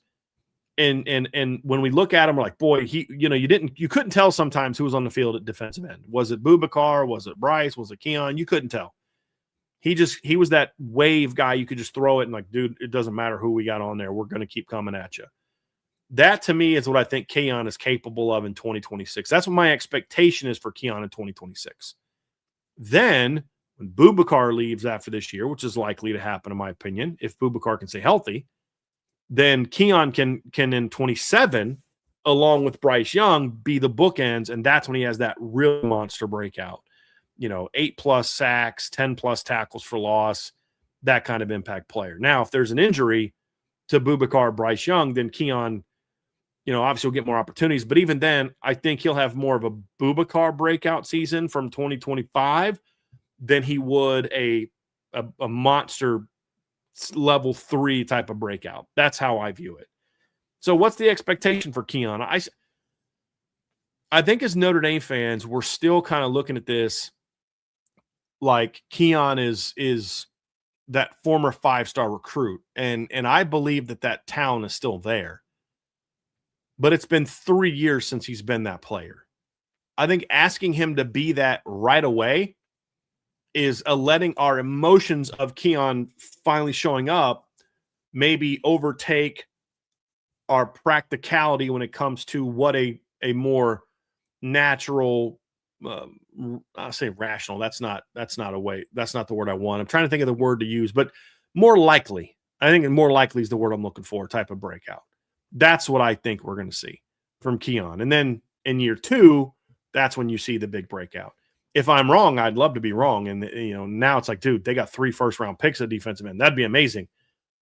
I just don't want to put too much pressure on Keon in year 1 to live up to his 5-star billing that I think some Notre Dame fans expect him to do. I think he's capable of it, but I think he's capable of it more so in year 2 than in year 1, which is exactly what we said about Bryce Young last year. So that's kind of my stance on Keon Keeley. But here's what I'll say. They need him to have that level 2 breakout this season. Because right now, after the top 3, there's a lot of question marks at defensive end. Logan Thomas checked in at 207 pounds and for the first winter conditioning. That's not ideal. We don't know what Dom Hulak and Joe Reif, where are they going to be this year in year 2? You've got your true freshmen talented, but they're still true freshmen. I think there's a lot of question marks at defensive end. There's a lot of talent, but a lot of question marks. If anything happens to the top 3, or if one of the top 3 doesn't perform to what Notre Dame needs them to be, then you could start to have some issues because you don't want to have to be playing Bubakar 50+ snaps a game every week because you don't have anybody else. That's not an ideal situation. So Notre Dame really needs Keon, in my opinion, just like they really need Francis Brew to keep rolling. They really need Keon to come in and be an impactful player. Let's wrap up here. I'm gonna reserve DJ McKinney for now because I want to wait till the fall since he won't be here in the spring. Jaden Sanders is an interesting player from Michigan. We had not a super chat, but we did have a question down here from Jay Melvin. He says, Bryan, how high were you on Jaden Sanders coming out of high school? I know a lot of Michigan people thought he could be a star in time. I wasn't quite that high on him. I didn't have Leonard Moore vibes from him when he was coming out of high school. I do think he's a good player, though. You know, he's a guy, to me, coming out of high school that's a kind of on the same level of Chaz Smith, top 120 to 150 caliber player, 4.5-star upside. He's tall, he's physical, he can run. I don't know that I don't view him as having like Leonard Moore speed, but he runs well. He's more Cam Hart from a speed standpoint than I would say than Leonard Moore. Smart football player, was a pretty good offensive player coming out of high school. Did a nice job this year for Michigan. Came in as a freshman. I think he had started 2 or 3 games, but he was a part of the rotation all season last year at Michigan. Earned 303 snaps last year for the Wolverines. He gave up 15 catches on 21 targets. So that's a 71.4% completion percentage allowed. Part of that is because they play a lot of cover 3 when he was in the game. And so there's a lot of completions. I went back and watched like 4 or 5 of the games he played in. He's playing 8 yards off the ball, pedaling at the snap. They throw a hitch in front of him. He drives the ball, makes the tackle. That's a completion allowed. Well, in cover 3, that's not, the cornerback's not going to make that play a whole lot, not to the field. And especially to the field. And he played a little bit of both for them last year. So, he only gave up 127 yards. That's 8.5 yards per catch. That's a pretty good yards per target number. That is a 6.0 yards per target number. Just to give you a little bit of context, I'm going to pull up Leonard Moore from his freshman year. Leonard, see here, he gave up 293 yards as a freshman on, let's see here, 293 divided by 56. He gave up 5.2 yards per completion as a true freshman. So you can kind of see that, and obviously Leonard was better, but it's not that far off. What did I say Jaden was? He was at what, 6.04, did I say? Let's see, 127 divided by 21. Yeah, 6.04, 6.05. So he's not that far off of what Leonard Moore was as a true freshman. And obviously Leonard played more so in the boundary once he got in the starting lineup, the second time he got starting lineup. You look at what Benjamin Morrison did as a freshman. Benjamin gave up 296 yards on 51 targets. That's 5.8 yards per attempt. That's just barely better than what Jaden Sanders was. Now, the difference is Benjamin obviously played a lot more man coverage than what Jaden was allowed to do last year. He was a very heavy zone player. Early in the season, he was a good tackler. Later in the season, his tackling wasn't as good. I think it's one of those things where they protected him a little bit because he was a freshman. But I thought he looked smart. He can run. He's capable of being a good tackler. I think his breakout this season, to me, is going to be more so of a level 1 breakout for now. But I do think there's a chance for a level 2 breakout. Right now, I project DJ McKinney to be the starter opposite Leonard Moore. He's not going to be here this spring. So what is Notre Dame going to do? Are they going to leave Christian Gray outside opposite Leonard Moore and not move him inside like the original plan was? Or do they still make that move of Christian to the slot, and then now Jaden Sanders gets an opportunity along with Dallas Golden and Mark Zachary to battle for that starting field position? I think he has that opportunity to compete for that. And if he does, a level 1, level 2 breakout is certainly possible for Jaden Sanders. That's going to be a little tough because he's going to have to compete against Dallas Gold. He's going to have to compete against Mark Zachary, and he's going to have to compete against Kari Adams and Aiden Pouncey and Chaz Smith. So there's going to be a lot of competition there. And then also, I think he may cross-train a little bit and get some opportunities to kind of see what he can do in the boundary as well and see if he can, maybe be comfortable there. So I think he's going to be a very important depth piece, but he's going to have his hands full. Obviously when DJ McKinney comes back, He's going to have to go against Dallas Golden, Mark Zachary, and then the true freshmen who are outstanding. If he can survive that and be the sort of the last man standing among that group, then I think he's a guy that if he's good enough to beat some of those guys out. If he does, then I think a level 2 breakout is going to happen. If he ends up being the starting cornerback opposite Leonard Moore, because they do decide to put Christian Gray inside, he's got a shot to win that battle. And if he does, then I think he's got a chance to have that level 2 breakout. I think if he wins the job, it also is likely evidence that Notre Dame wants to do a lot more zone coverage to the field next year, and Jaden Sanders fits that pretty well. So does DJ McKinney. I think both of them winning starting jobs tells me that. If they play Christian Gray more, it tells me they want to be more aggressive and play more man. I'm okay actually with that. I think you can do some things that are aggressive with your outside corner, playing a little bit more cover 3. It's what you do with everything else that's going to determine that, in my opinion. So we'll see how they play that, but I think that's what gives Jaden Sanders a chance to be a level 2 breakout for Notre Dame. So that's my predictions for breakouts this year. Be curious what you guys think. We'll talk about it more so on the board as well. You guys can hit me up on there if we want to talk about further. And then also I wanted to point out too, at irishbreakdown.com, if you go there, we actually have a free message board at irishbreakdown.com. It's not the premium board.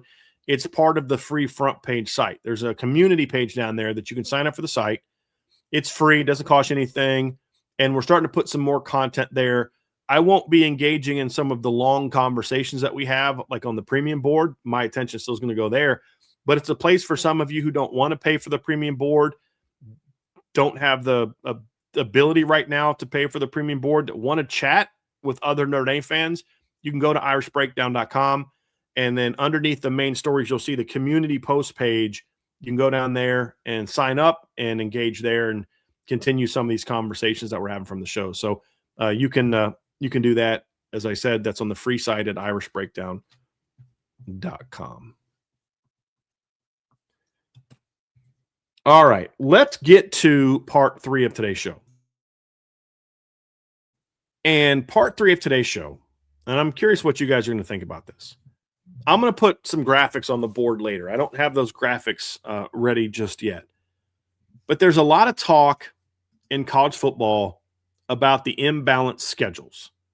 There's a lot of talk about teams, going away from playing tough non-conference games. There's a lot of talk about, how can you really evaluate how good a team is because the schedules are so varied in the different leagues.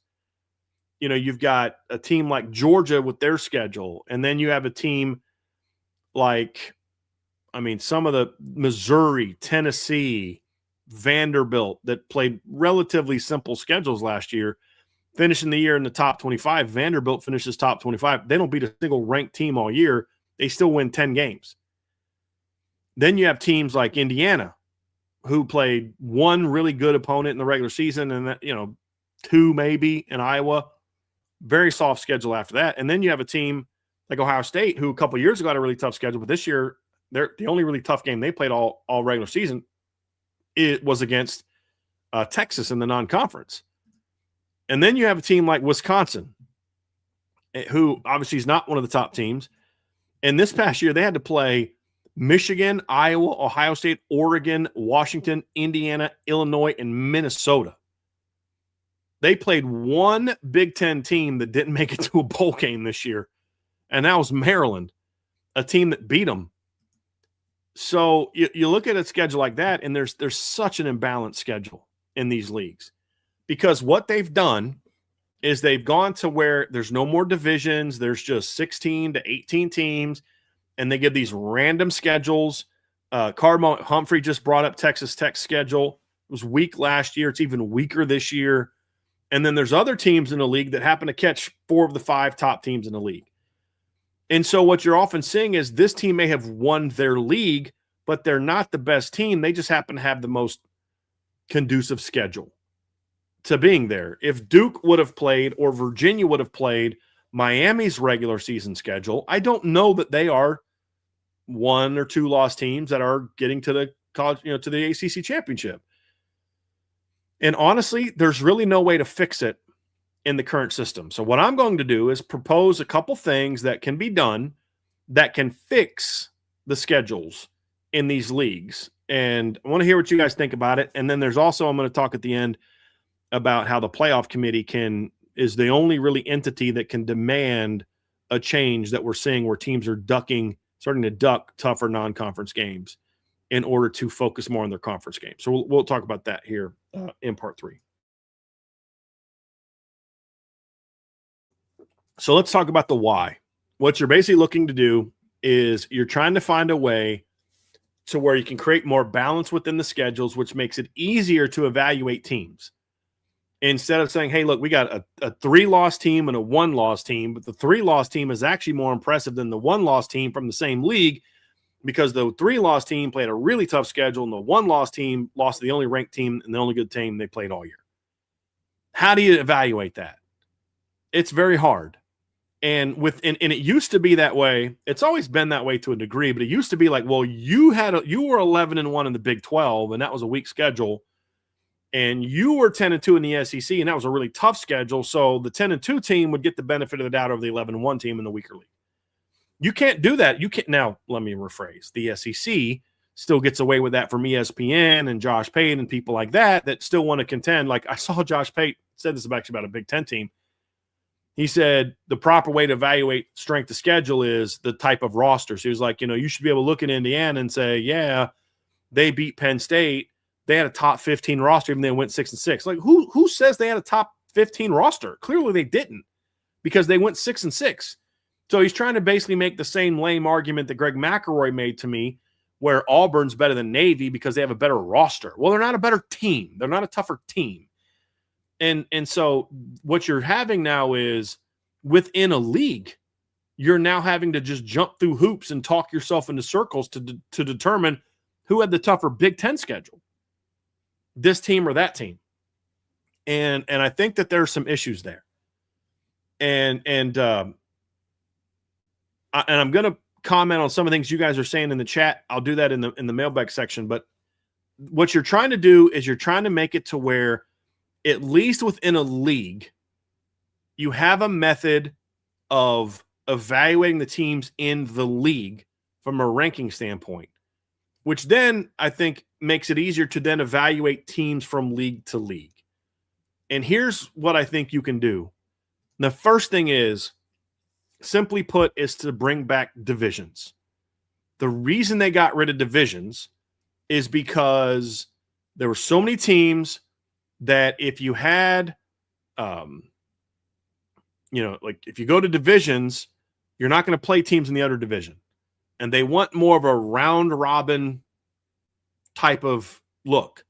Well, the problem with this sort of round robin, you're playing different, you only got like 3 guaranteed opponents every year, is that it creates the imbalance that we're talking about. In that, well, this year your schedule's tough. So like USC keeps complaining about how tough their schedule is in 2026. And honestly, Trev and I have talked about this. I don't disagree. I think USC in 2026 does have a tough schedule. Even with Notre Dame off of it, they've got to play Fresno out of conference, who's a good football team. But they got to play Oregon at home, Washington at home, Ohio State at home. And then they have to play at Penn State, at Wisconsin, and at Indiana. That's a challenging Big Ten schedule. There's no doubt about it. You won't hear me sit there and be like, man, you guys are lying. You don't play a tough schedule next year. Stop your crying.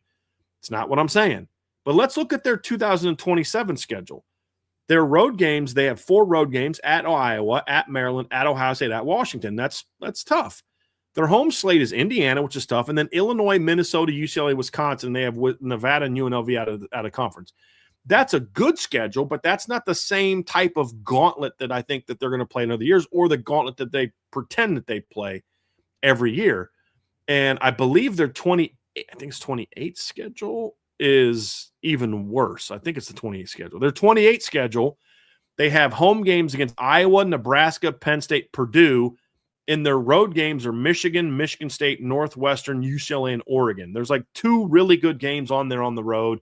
And then there really only one really tough team at home. When you say tough team, like talking playoff contender. So this notion that it's just so tough. They don't play Ohio State every year. They don't play Penn State every year. They don't play Michigan every year. and it's creating a problem. So I think this round robin type of experiment that we've seen from these big leagues needs to go. We need to get rid of it. Number one, it's gotten rid of a lot of longtime rivals. Look, we'll use our guy Insured by Big as an example. He's an LSU fan. Yes, LSU's rivals are what? I mean, it's Alabama, right? That's a rival. And you may not say that they have a rivalry with Ole Miss. Maybe they do, maybe they don't. But what I do know is I always looked forward every year to watching LSU and Ole Miss. I always looked forward to watching LSU and Auburn. They weren't typical rivals the way that they are with Alabama, but it was a game you looked forward to every year because you had the SEC West. I knew I was going to get LSU Alabama every year. I knew I was going to get LSU Arkansas every year. I knew I was going to get LSU Texas A&M every year. I knew I was going to get LSU Ole Miss every year, and on and on and on. You look at Georgia. They had Florida every year. They had Tennessee every year. I knew I was going to get Georgia, Kentucky every year. Now, some years the SEC East wasn't good. Some years it is better. And I understand that you're going to have that. But I think when you have divisions, if the divisions are done properly, then you run into a situation where the times when that is the case goes down more and more every year. And so what I propose is to bring back the divisions and to make new divisions. And the goal is, number one, to create scheduling consistency. You know, at least half of your league is going to play a similar schedule to each other, and the other half is going to play a similar schedule to each other. So in the years where the Big Ten West was not good or the SEC East was not good, you at least had a way you knew it's not good. You could watch how that league does against each other and then how they do in other games. And I think this notion of having to play everybody in the league needs to go. You need to bring back that you're going to play a set number of teams every year, and then you're going to rotate that ninth conference game amongst the other division, and you're just not going to get as many of those games, which is, to me, okay, because you're not getting a lot of those teams anyway. And number one. And number two, I think it creates more intrigue when those teams do come. So if you know you're only going to get Ohio State once every 7 or 8 years into your stadium when they play or you go there, that's a pretty big deal. You're going to want to buy a ticket to that game because you know you're only going to play Ohio State once a decade maybe at their place. So I think it creates some of that. I think it brings back the old rivals, but I think it also creates some newer ones or creates some expanded rivalry. So now LSU doesn't just get Bama protected every year. You know they're going to get Arkansas every year. You know they're going to get Texas A&M every year. You know you're going to do those things. And so I think what you need to do is understand that in a 16-plus league, you can't play everybody. You can't. You have to get to where you have a block of teams. And I don't think there's any merit to having like 4 blocks of teams because, again, you have the same problem. You're going to have a bunch of random schedules. Some are tough and some aren't. So I think they should go back to creating the divisions, okay? And that's part of it. I think that divisions, if done right, also can bring back a bit of a rivalry within the league, as opposed to it's just the SEC against everybody or the Big Ten against everybody. There's the SEC versus everybody, but then there's also the SEC East versus the SEC West. And if you do it right, then I think it makes it way more competitive. And I'm going to tell you guys how I would make the division. So I'm not just going to suggest divisions. I'm going to tell you what the division should be and why. Because if you do it right, I think you not only add intrigue to the notion of the rivals within other leagues, Big Ten versus SEC, but now in some of these leagues, you're kind of getting an East versus West, or an old school versus newbies, or all, newcomers versus the teams that have been there forever. And I'll explain what I mean by that. So I actually think you add a lot more intrigue back to the regular season by creating these divisions on top of a system that makes it just easier to evaluate teams. I think it makes it more entertaining. I think it makes things more meaningful. And then if you're going to keep the conference championships, I think it means more now. Whereas when Georgia beats Bama for the title, if they were in different divisions, I think it adds like, okay, maybe the SEC East isn't as bad as you guys all think it is. Yeah, Georgia ran through the SEC East, But then they went and played your best team and smoked them 28-7. Or the inverse. Georgia runs through the SEC like they did in 2023, and then they play Bama in the title game and get beat. Well, maybe the SEC East was bad. So I think it does that. So I like this division rivalry aspect as well. But it's only if you do it right. So here's how I would do it. Okay, so I would go back to making 2 divisions in each conference. And the way you do it is the teams that have 17 to 18 teams, or 16 to 18 teams, is you basically play your conference and then you play 1 to 2 opponents every year. And it's going to be different per league. Obviously, the SEC is going to be a little bit different than the Big Ten because the SEC is only going to have 7 division opponents. So then you'd have 2 other division opponents where the Big Ten is going to have 8. So you only have 1 other. So, and then the ACC is all screwed up. I'll talk about them last. So let's talk first and foremost about the Big Ten. Here's what I would do at the Big Ten. I'm going to go Big Ten East and I'm going to go Big Ten West. I'm going to bring back East versus West designations, which make a lot more sense now. Here's my teams in the East. Because the goal being you want to have traditional powerhouses in both divisions. The old Big Ten West did not have that. It was Wisconsin and Minnesota, Nebraska, Illinois. There was no traditional long-time power in the Big Ten West. Iowa. Now you have more ability to do that because you have USC in the Big Ten. You have Oregon in the Big Ten. You have Washington in the Big Ten. So now the West has a chance to be better. So here's my Big Ten East. Ohio State, Michigan, Penn State, Indiana, Michigan State, Purdue, Northwestern, Rutgers, and Maryland. Because I actually try to stay true to what East and West means. That's my 9. You play those 8 teams every year. Every year, you're going to get Ohio State, Michigan. You're going to get Ohio State, Penn State. You're going to get Penn State, Michigan. You're going to get Penn State, Indiana, Indiana, Michigan, on down. Now, in the West, these are your 4.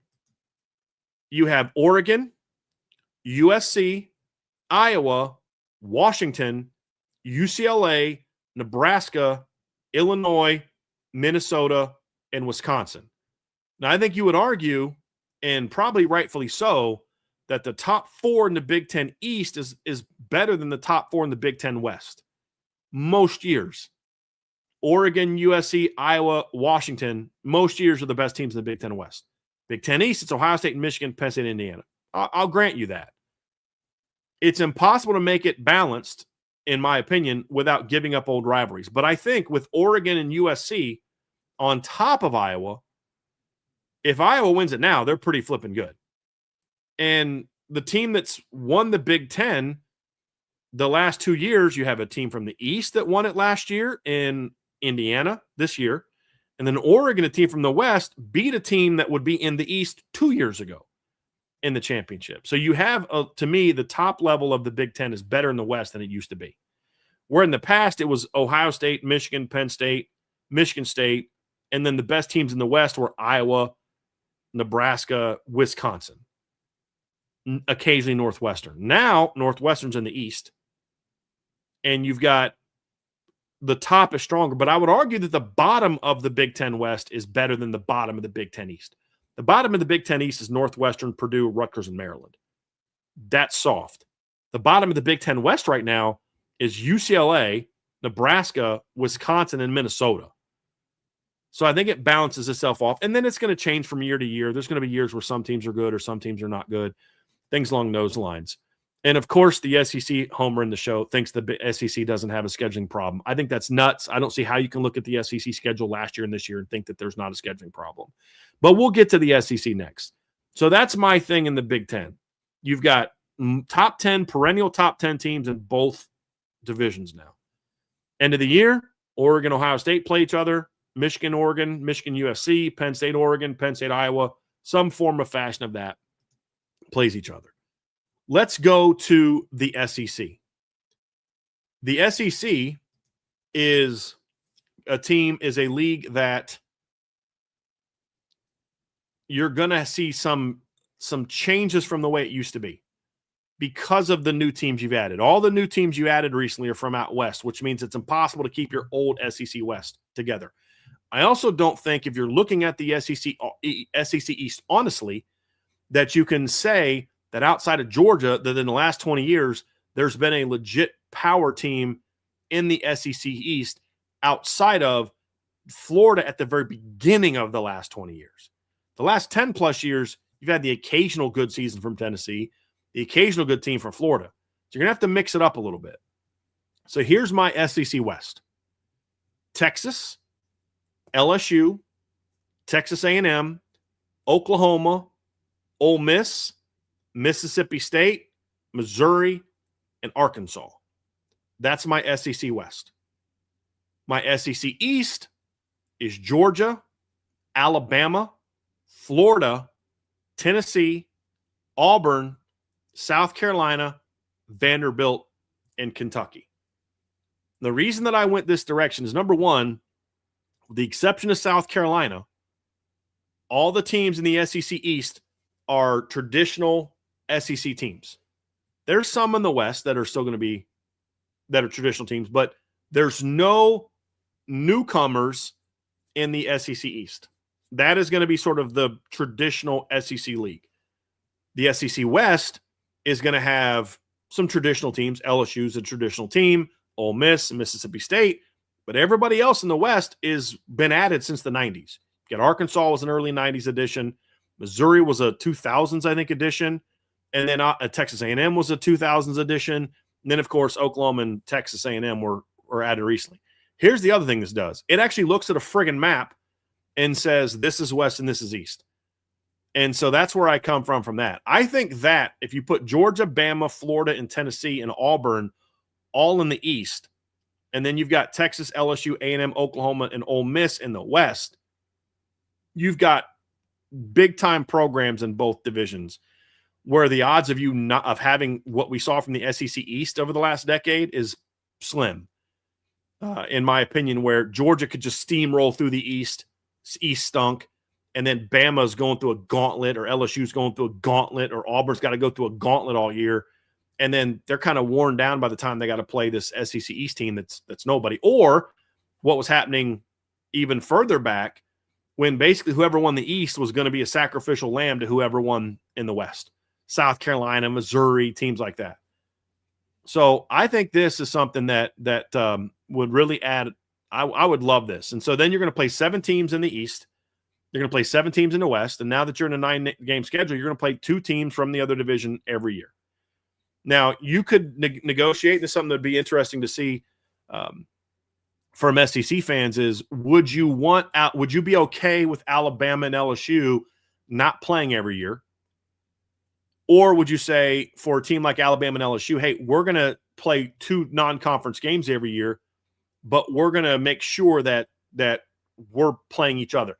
It's essentially the same deal that Alabama had with Tennessee all those years, where even though Alabama and Tennessee were in the East and the West, that was a traditional rival. They played each other every year, even though Tennessee was in the East and Bama was in the West. Do you do that with LSU and Alabama, or do you say, hey, look, we're just going to build new rivalries? I would be curious to hear, especially Insured by Big, what you think about that. But that's kind of how you have that. Then we go to the Big 12. The Big 12 is interesting. So I went Big 12 North and Big 12 South. And what I tried to do with this one is I tried to make sure that the North was mostly old Big 8 teams and then the new teams from the North. And the Big 12 South is a lot of the old Southwest Conference teams, plus geographically, it just makes a lot of sense to have teams there. So my Big 12 North, it's BYU, Utah, Iowa State, Kansas State, Cincinnati, West Virginia, Colorado. The Big 12 South is Texas Tech, TCU, Houston, Oklahoma State, Baylor, Arizona State, and UCF.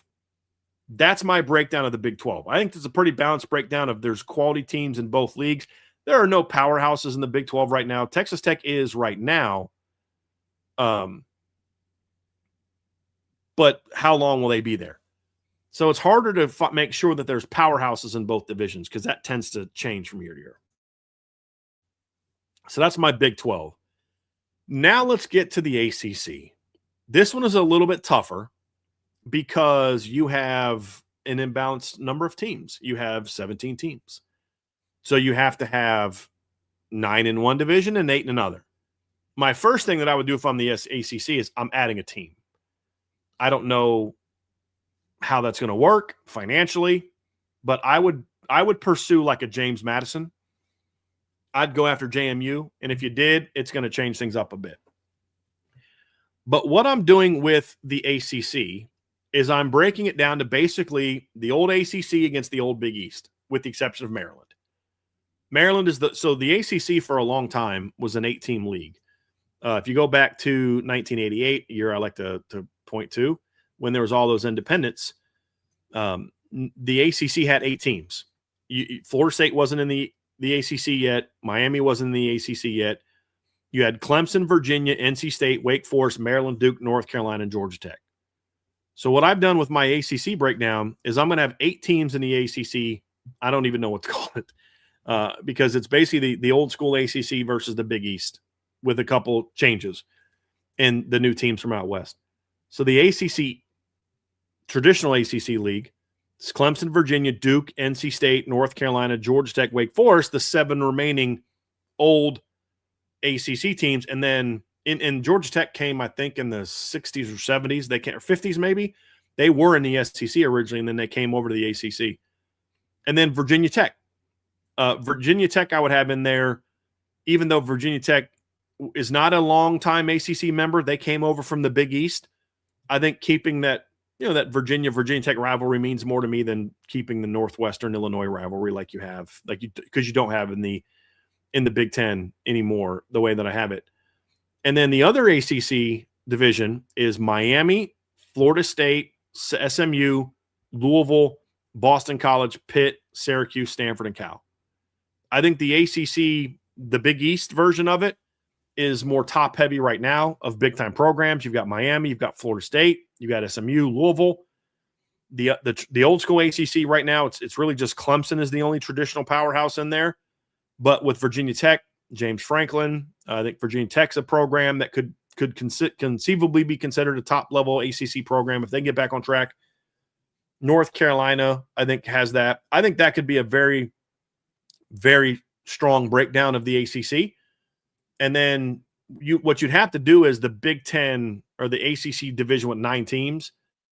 You basically you'd have to figure out like a rotate. It's one of them would have to play, would not have a game, would only have one game against the other side. So the ACC traditional would have 7 conference games and then 2 others. And then the team with 9 would have 8 and then only 1 other. You got to figure out why that is or how that would work. But I think the easiest thing to do is just add a team. And, I don't know. Again, I don't know how that's going to work financially, but a JMU, somebody like that would make sense. And somebody's asked, why is there a need to have divisions? Literally, John, if you don't remember what I said, go back to the beginning of this conversation. I literally explained why you need divisions. And that's why. So just go back to the beginning of the show, and it's literally the entire point of what I've been talking about this entire time. So that's what I would do. Now, here's the final piece, and I think this is important. I think the playoff committee has to go back and start doing a better job of setting the standard for who they take in the playoffs, and then also how you seed teams. The committee is really the only entity that can kind of punish teams for playing soft non-conference schedules or punish leagues for not playing as a league tougher non-conference schedule. How you do that is, you could have done it this year. You could have said, yeah, I know Indiana was undefeated, but I'm not going to reward Indiana with the number 1 seed for playing that schedule. Sorry. Georgia lost a game, but Georgia played a much tougher non-conference schedule. And they're going to get rewarded with the number 1 seed. Georgia's only loss last year in the regular season was to Alabama in September. They avenged that loss with a 3-touchdown win later in the year. They played another Power 5 team and beat them on a neutral field in Georgia Tech. And to me, they deserve to be ranked higher. And when you look at Indiana's schedule, it's an absolute joke, the schedule that they played in the whole season. Yeah, they had to play at Oregon. Great. Good for you. The rest of your schedule was soft. You played Illinois at home, Michigan State at home, UCLA at home, Wisconsin at home. You had Purdue, Penn State on the road. They weren't that good. But when you have these imbalanced schedules, that's going to happen. You played Maryland, and then your non-conference was Old Dominion, Kennesaw State, and Indiana State. There's two things that the committee can do to fix this. Number one, you want to reward teams for playing tough non-conference games. Now, Texas is going to try and say, well, we played a tough non-conference game and we got punished. No, you didn't. You didn't get punished because you lost Ohio State. Matter of fact, you got rewarded for playing Ohio State. You were I believe Texas was the highest ranked 3-loss team in all of college football for one reason and one reason only. Regular season 3 losses, because you played in the SEC, because you played Ohio State out of conference. You were the 12 seed. Actually, hold on. Let me go to the college football playoff rankings. They were the 13th ranked team. The only other team with 3 losses in there was Alabama, who lost their 3rd game in the SEC championship game. They were the highest ranked 3-loss team at 13. The next highest 3-loss team was USC. Who did USC play last year? Notre Dame out of conference. So playing those tough teams is why you were ranked where you were ranked. You were ranked low because you lost to Florida. That's why you weren't in the playoff, because you lost to Florida. If you would have beat somebody weak at the beginning of the year, you're a 2-loss team, you're still not in the playoffs. You're not going to be in there over Miami. You're not going to be in there over Alabama. You're going to be in over. You would have been ranked ahead of BYU, maybe Notre Dame. You're still not home. You were rewarded for playing a tough non-conference opponent. So the committee needs to do more of that. Now, I'm not saying you don't put Indiana in the top 4, but you say, look, you played that type of soft non-conference schedule. I don't care if you went undefeated. You played one good team all year, 2 solid teams all year. You're going to be the 3 seed behind, these 2 teams that play tougher leagues. Hey, Texas Tech, congrats on going 1 loss in the regular season. Congrats on that. You're still not going to be a top 4 seed, because look who you played in your non-conference, and then reward them and put them behind a 2-loss team that played a much tougher schedule. So those are things that I look at and say, you can fix that. Reward Miami for playing Notre Dame. Guess what? They did. Why should we play a team like Notre Dame? Because it got you in the playoffs, Miami. That's why you should play a team like Notre Dame. If Miami would have not played Notre Dame in the regular season. So here's my point. Texas plays somebody soft, goes 10-2. Miami doesn't play Notre Dame. They play somebody soft. They play Iowa State. And Texas plays Kansas. They beat them by the same score. Who's getting in the playoffs, Texas or Miami? Texas, because their overall schedule would have been much tougher, even with the bad loss to Florida. But because Miami beat Notre Dame in the non-conference, Miami still would have been ranked higher than Texas, in my opinion. So the committee can fix this and say, we're going to punish teams that play soft schedules. They rewarded a team that played a tough schedule last year in Oklahoma. Oklahoma was not a top 10 team, but they were the 8 seed. Why? Because they played a tough schedule that included a good non-conference game against Michigan. Reward Oklahoma for that, on top of playing a tough SEC schedule. Reward them for that.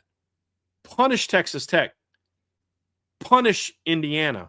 Punish Penn State for the absolute joke of a schedule they have this year.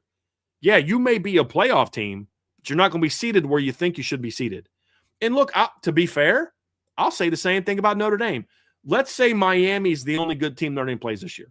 Let's say SMU loses 3-4 games. Let's say BYU loses 3-4 games. Let's say Navy's 9-3, and the rest of the teams on the schedule are kind of as bad as they were last year. Let's just say that's the case. And Notre Dame runs the table 12-0. Is Notre Dame a playoff team? Yes. Should Notre Dame be in there should Notre Dame be ranked higher than a 1-loss Ohio State team that has to play? Let's go to Ohio State's schedule this year. Let's say Notre Dame goes 12-0. Miami's really good. SMU's a 3-4 loss team. BYU's a 3-4 loss team. Navy's a 3 loss team. Everybody else is not good. Notre Dame is sitting there at 12-0. Ohio State goes 11-1, 12-1. They win the Big Ten.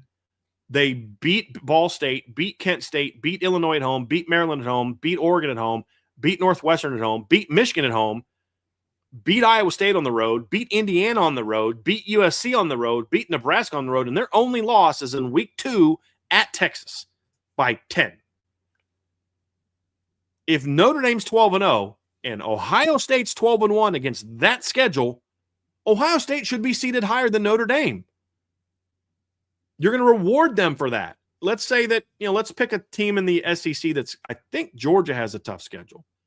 So let's say Georgia, let me just pull up the Georgia schedule here real quick. Let's say Georgia, they've got Tennessee State, Western Kentucky non-conference, Georgia Tech non-conference.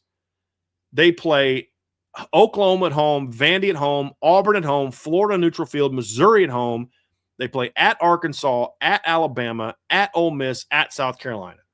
So let's say that Oklahoma is every bit as good as they were last year. Ole Miss is still a top 15 team. Bama's a playoff caliber team again. Let's say that Auburn's improved. Let's say Florida's improved. Let's say Missouri's typical Missouri. And let's say South Carolina looks a lot like they were last year, and Georgia Tech is as good as they were last year. Let's say that Georgia goes 11-1 against that schedule. Notre Dame's schedule is the way that it is, 12-0, but the teams aren't as good, like I pointed out in my scenario. Would I advocate for Ohio State and Georgia being 1-2 and Notre Dame being 3? Yes, I would. Now, is it Notre Dame's fault that their schedule was soft? No, it's not. It's not your fault that certain teams aren't as good as they used to be. But that's the reality of it. The committee needs to do that. Now, Notre Dame fans, we'd be mad about it. We'd probably complain about it, but it'd be justified. And so that's my whole point is now not unfairly, well, just because you played an SEC schedule. What I'm talking about is teams that went outside of their league and challenged themselves. Hey, Ohio State, you're still the number 1 seed. You challenged yourself. You went down to Darrell K. Royal, and you battled Texas, and they ended up pulling ahead. And then you went into your league, played a tough conference schedule, and ran the table, won the Big Ten. You're the number 1 seed. That's something the committee has to do. So I think going back to divisions, being smart with how you make the divisions, giving us a more consistent way of evaluating at least half of your league against that half, this half of the league against that half, gets rid of some of the schedule imbalance, creates rivalries, creates some, in my opinion, some really good, consistent things we're looking forward to every year as a team. We know we're going to play these teams every year. And then the committee then incentivizes playing tough non-conference games. You do those two things, you make the regular season even better than it is now. You create new rivalries within leagues, and then like between teams and leagues, and then in divisions within leagues. And then you encourage teams to play tougher non-conference games to where a 9-3 team can make a 12-team playoff because they schedule tough out of conference. I think those are things that can be done that will help college football go away from the poor direction they're going now, encourage more conference work.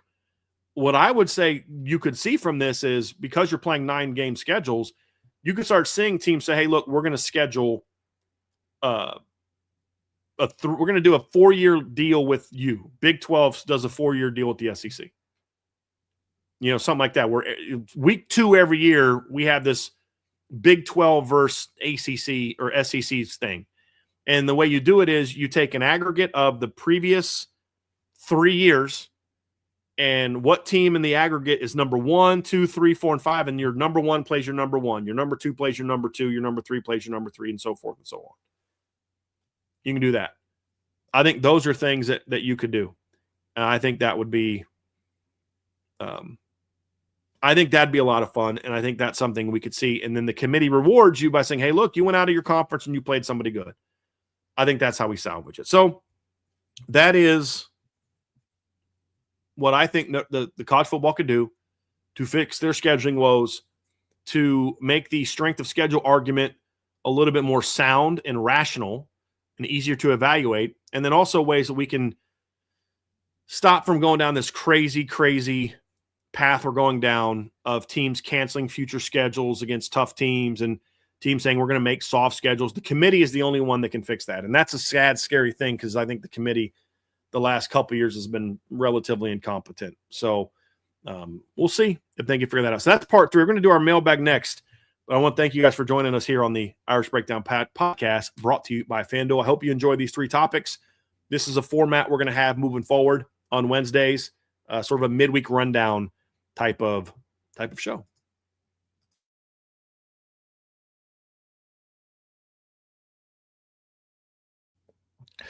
Oh, John, you're going to make me mute you, man. Seriously. You're literally saying things that make me think you have me on mute and are not actually listening to what I'm saying. You got to stop, bro. Seriously. You got to stop. You're killing me right now.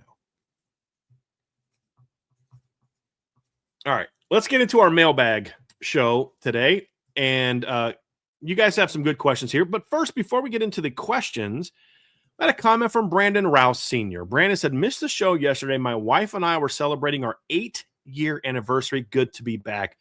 Brandon, congratulations, man. 8 years. That's awesome. Happy for you guys. I hope you enjoyed your day. And you gave your wife a pretty good present by not listening to the Irish Breakdown show. I don't know how she would have handled you listening to Irish Breakdown on your anniversary. So very smart, man. That's why you're still going strong at 8 years. So congrats to you, my man. Congrats to your beautiful bride. We appreciate y'all and want to wish you a happy anniversary. I think it's a great way for us to get started. So let's start off. We have a super chat here from Patrick S. Duffy. Patrick says, the leagues, Big Ten, SEC, etc., are not conferences anymore. They are corporations. Within all these conferences are a bunch of weak opponents that degrade the overall quality of the schedules. Patrick, I don't disagree with that. And I think that's why the divisions can, if you do it right, can help that. Because, so let's say you've got 2 weak teams in the league, and let's say you look at your division and just perennial over the last decade, you say, okay, these teams have been pretty consistently not good, but these 2 teams have been consistently the best teams. They're going to be in the same division. So then we'll also put those 2 worst teams in there. So even though the top of one division may be stronger, the bottom of that division is also stronger than, or is not as strong. The bottom of that division is stronger, which kind of, to me, balances it out. Yeah, we have to play, if you're Ohio, if you're Penn State, like, yeah, we got to play Michigan, Ohio State, and Indiana every year. Yeah, but you also get to play, Rutgers and Northwestern and Maryland every year, Purdue every year. You know what I mean? Whereas you say, hey, you don't have to play Ohio State and Indiana every year. Like, yeah, but we also, the worst teams we play are like UCLA, Minnesota, Wisconsin. Those are pretty good football programs. So I think those things balance itself out. But it's just, Patrick, it's impossible to have deep schedules and consistent schedules when you have 16 to 18 teams just randomly getting handed schedules every year. I mean, you're absolutely right. You can't do it that way. This round robin way of scheduling just doesn't work. It's just not sustainable this way, because you're just going to have this crazy imbalance every year. I think you can bring back the divisions and create as much balance as you possibly can without not really knowing what teams are going to be from year to year. But at least this way, you've got some teams that are traditionally pretty good in each division, and you can at least deal with that, to where there may be years where maybe it's not as strong, but by and large, you at least know you're going to get some level of excellence from each division. The Big 12 was the hardest one to evaluate in that regard as well. But thank you for the super chat, Patrick. I really appreciate it, man. Let's go to the top. We got a question from Insured by Big, our resident LSU fan, who also said I think he said the LSU-Alabama rivalry really became a thing when Saban went to Bama. Now that he's not there, they don't care as much about it. So that was interesting perspective. I didn't really look at it that way, so I appreciate you doing that. But here's my question, he says. Do you need a transfer player to break out in order for Notre Dame to be a championship team? That's a great question. I don't think you need a player to break out to like that level 3 breakout. You could go level 1 if you want to go, smallest to biggest. But the level 3 was that star player. I don't think they need anybody to be a star out of the portal class. They don't need Mylan Graham to be a star. They don't need Quincy Porter to be a star. If they are, that makes it even better. But I mean, you look at Notre Dame on offense, you've got CJ Carr, you've got Jordan Faison, you've got Jaden Greathouse, you've got an offensive line that should have some star power on it this year. You've got star power at quarterback. You've got a talented and deep running back room. I don't know that you need those guys to be stars. I think you need at least one of them to like step into the lineup and help you right away, whether it's as a starter or the next guy off the bench. I do think that makes you better. Defensively, you can make a case, but I don't think you need Jaden Sanders or DJ McKinney to be a star. And that's that top level breakout. If DJ McKinney's just the same dude he was 2 years ago in 2024, you're pretty good there. You know, Jaden Sanders is just a normal freshman to sophomore development. He's a good player. Plus, you have Christian Gray coming back, so you don't even need necessarily. You need those guys could end up just, man, they're not as good as we thought. We're going to move Christian Gray to field, keep him at field, and have Dallas Golden take over nickel. All right, cool, let's roll. You know, so the only place where you could argue that they need a guy to be like a top level breakout would be D tackle. But even there, we just watched Notre Dame the last 8 games of the year be dominant up front. Held teams to less than 100 yards rushing per game. They were number 1 in the nation in pressures from the defensive line, and their best D tackle didn't even get invited to the combine. It's more of a group effort. Now, if Brew or Gray become breakout stars, like that top level breakout, because you said, you know, then sure. But they at least need one of them to, like with Brew, just do what you did last year. Gray, just do what you did last year, and I think they're fine. As long as you get a breakout from Onye or something like that. So I don't think they need it anywhere other than maybe defensive end. But even then, I don't think you need Keon to become a good depth player at the very least. So breakout to a degree, yes-ish. But if the receivers don't break out and Francis Brew and Tion Gray are exactly what they were last year, Jaden Sanders just makes normal development freshman, sophomore year. DJ McKinney just repeats his 2024 season. And Keon Keeley's just the guy he was the last 5 games of the year last year. You're fine as far as going out and win a championship. It just makes them even stronger if some of those guys do break out. Irish in Florida says, do you believe with the star power that left at running back, Coach Sider will have more of a 3-man rotation?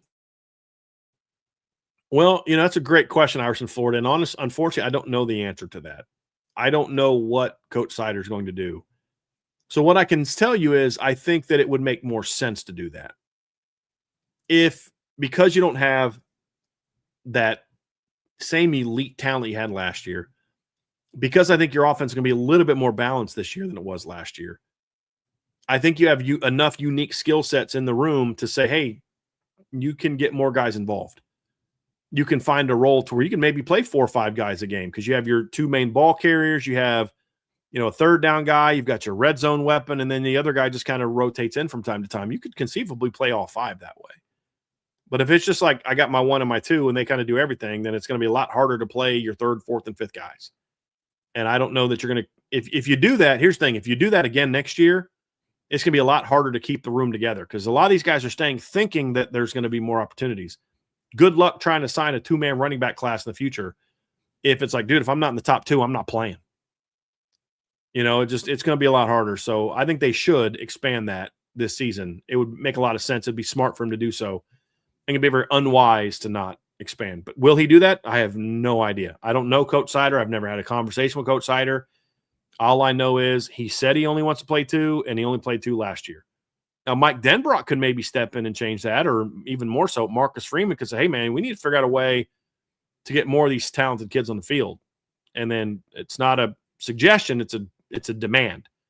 I had an Ohio State coach tell me one time, he said Urban Meyer would come into the office and say, figure out a way to play that kid, like a freshman who was really talented.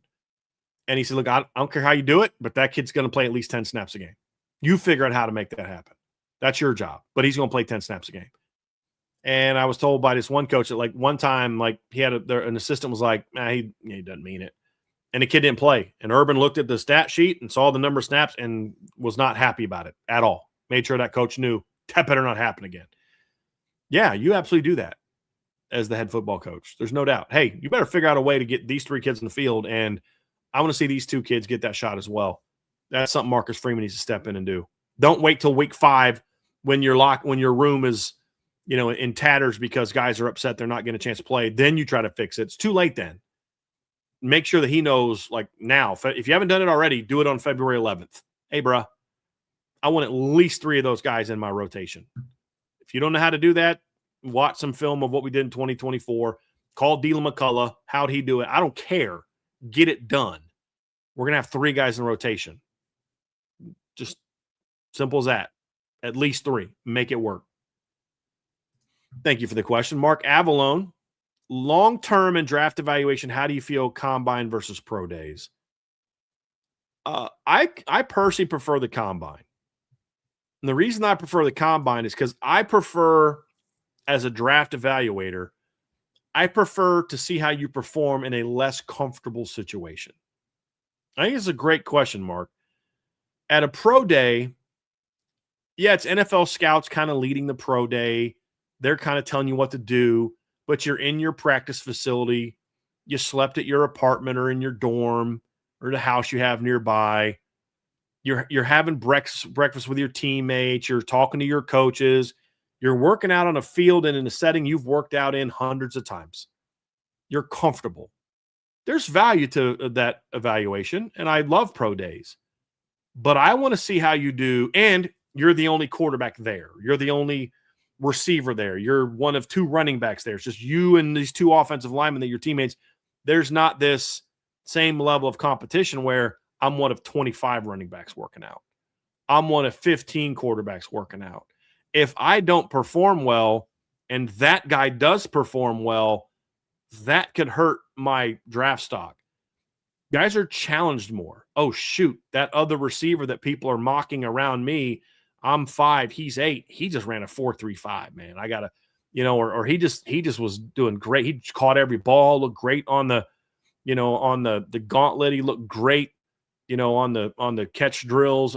I got to step it up. And some guys are going to perform well. Some guys are going to choke and drop balls and not perform well. You learn a little something. I want to see how a guy performs in an environment where he's not comfortable, where there are unknowns, and see how he handles that from a meeting standpoint, and then, of course, from a workout standpoint. I think that's very important to me. From Trev's BISO hold glasses, Miami has 2 players that are playing for their 8th year. Montana State has 2 players going into their 9th year. What madness allows this, and how does this get fixed? I mean, one thing is the COVID year. Mo Torre is able to get another year because the COVID year doesn't count. So technically, in the eyes of the ACC, he's a 7th-year player. But basically, they're looking at it and saying, this guy lost multiple seasons to injury, and they're just giving him more. And honestly, what leads to it is they don't want to get sued. They're already getting sued by enough guys that they're rejecting for good reason. They don't want to also get sued by guys who have a little bit more of a legitimate argument to make. Because, like, look, man, I missed 3 years because of an injury. Played 2 games this year. I missed a whole season there. I missed a whole season here. And I lost this. And I think they just don't want to get sued. I really think that's it. And then now you've got like the JUCO rules, and the whole thing is just nuts. But how do you fix it? Unfortunately, I don't know that you can. You have to basically just set, like, here's eligibility guidelines. You get 5 years to play 5. Like, if you miss more than that, sorry, buddy. It sucks for you. But because what's happened now is, now that we have lawsuits as a big part of this, you're going to see that the more freedom you give certain players, the more you're going to say, well, this guy got it. Why can't I? And I think that creates a lot of issues that they got to, I think they're just going to get away from that. I know coaches want to have a debate about 5 for 5 and just forget red shirts. Just, you have 5 years to play 5. I think that's ultimately where it's going to be. And then Kevin Park had mentioned that. I hadn't actually heard this yet about the Montana linebacker in the 9th year. I think that's insane. And it's absolutely insane. From Doug Nimke, 5922. Does Notre Dame have the ability to make sure the ACC schedule they play each year is balanced between the top, middle, and bottom teams, understanding there's no guarantee of how good teams are going to be? Doug, this is kind of my frustration that comes out of this whole brouhaha that Notre Dame went through with the ACC this year. And like, you had a chance. They had done something to create harm to your institution. You had ways you could have just got out of the schedule if you wanted to. You could have gone down that road if you chose to. I don't think Notre Dame is going to do that, at least not anytime soon. But what I think you could have done is you could have said, hey, look, you want us to be happy about it? Then here's what we're going to do. We're going to blow up that bullcrap schedule you guys gave us, and we're going to create a new schedule. And part of that new schedule is we're not going to have Clemson ever be one of the 5 teams. Clemson, we have our own deal with. But we want at least one of Miami or Florida State every year. We want at least one of this, and this every year. And we want less of this and this. You could have used that, I think, to leverage a new look schedule. And hopefully they did that. I don't know that they did that. I haven't heard that they did that. But I also haven't heard that they didn't do that. So I don't want to assume that they didn't, because we just don't know. Sine, cosine, tangent. What's the difference between the Shrine Bowl and the Senior Bowls? I'm going to give you like a real answer, not like a, well, one's the Shrine, one's the Senior, one's played here, one's played there. The Senior Bowl, it's kind of like bowl games, right? What's the difference between the Rose Bowl and the Pop-Tarts Bowl? Or what's the difference between the Rose Bowl and the Holiday Bowl, another West Coast bowl game? Well, one's considered more prestigious, excuse me. One is considered a game that's between higher level teams. Senior Bowl tends to draw the bigger name players, the guys that are higher level draft pick potential guys. The Shrine Bowl, not always, has a tendency to get some guys who are more on the fringe that are looking to jump their way up, as opposed to the Senior Bowl, which tends to get your best players from these teams. And that's really the difference. So the assumption being, if you look at the draft and the 7 rounds, more of the Senior Bowl players get picked, and then also a lot more high-level draft picks are there. And I think that's going to be a big part of it. Or that is a big part of understanding the difference between the two. So,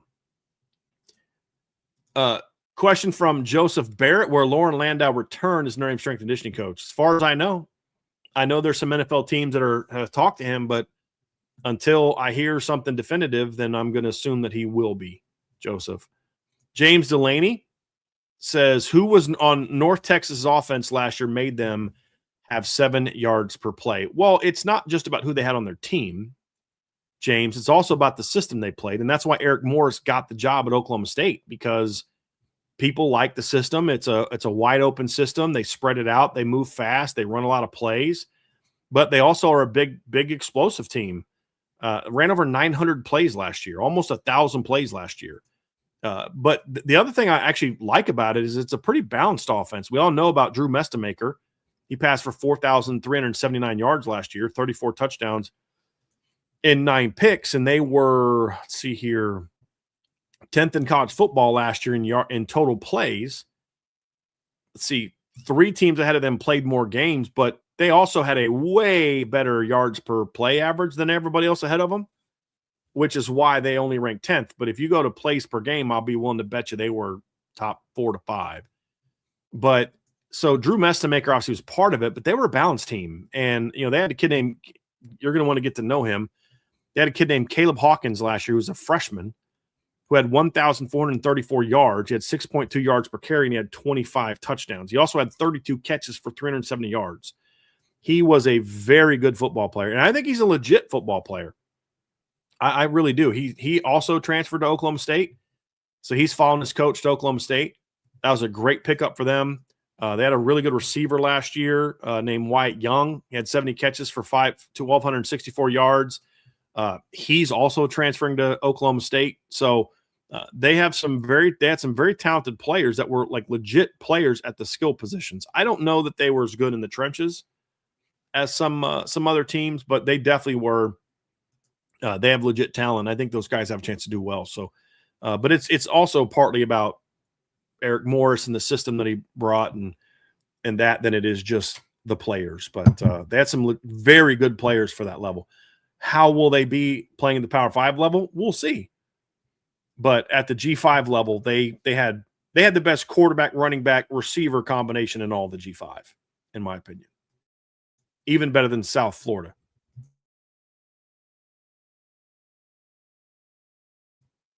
Sine, cosine, tangent. Why is Notre Dame the team people love or hate? Will Marcus Freeman be the coach to change the college football fans' view of Notre Dame? No, he won't be. I'll go with that one first.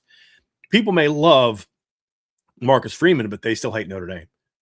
I mean, Vince and Sean Davis will tell you, Sean Stires probably tell you, because he wasn't a Notre Dame fan growing up. But as a kid, a lot of people love Lou Holtz. They still hated Notre Dame. I mean, just because you love the coach doesn't mean you love the program. Why do people love or hate Notre Dame? Well, I mean, why they love it, it's just the team they choose to root for. Different eras like them for different reasons. Why my dad was a Notre Dame fan is different than why I'm a Notre Dame fan. I'm a Notre Dame fan because of him. He's a Notre Dame fan because he grew up watching Lindsey Nelson replays on Sunday. And that was the only college football he really got to see. There's people who are there because they're Catholic. My family's Irish, so I think I don't know that plays a role, but for some it does. So there's a lot of different reasons why people love Notre Dame. Why people hate Notre Dame, it's jealousy, honestly. I mean, USC hates Notre Dame because it's a rival. Michigan hates Notre Dame because it's a rival.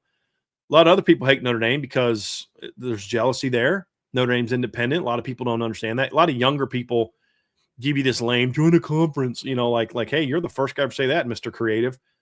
Can you explain why? Just cause. Well, Notre Dame played as many Power 4 teams as your team did in the conference. So why should they have to? Just cause. Yeah, they don't have a clue. It's just jealousy. And honestly, to a degree, ignorance. Oh, Notre Dame gets special favors. No, they really don't. Well, why do they get a special carve out? Well, Notre Dame's not. If Notre Dame gets the automatic bid next year because in the top 12, they're the only team that gets that. No, they're not. There's going to be 6. If Notre Dame gets in next year because of that, there's going to be 6 teams that got in by special favors. It's Notre Dame and then the 5 conference champs. Well, why? Yeah, exactly. Notre Dame's not in a conference. You gave up your ability to negotiate for yourself by joining a conference. If you don't want to do that, go to be independent like Notre Dame is. There's 0 rules forcing you to be in a conference. 0. Go be independent. But, of course, they don't want to do that because they can't afford to do that. And that ultimately is what pisses them off. That their school couldn't be independent, couldn't survive the way that Notre Dame survives. I think there are actually some teams that could. They just don't have the stones or the leadership to do it. And look, we can be honest about something else too. We're grown-ups here. There's some people that don't like Notre Dame because they're a Catholic school. I'm not Catholic, but I'm also a person who understands and has been around people that are that way. I mean, think about one of the things that people like to say to insult Notre Dame fans. They'll make jokes about the popes and kids and all that other kind of stuff.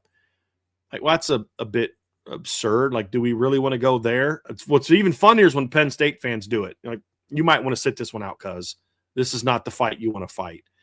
But that's part of it. And there's certain parts of the country where that's more prominent than others, but we can be grown-ups and admit that that's part of it, the fact that it's a Catholic school.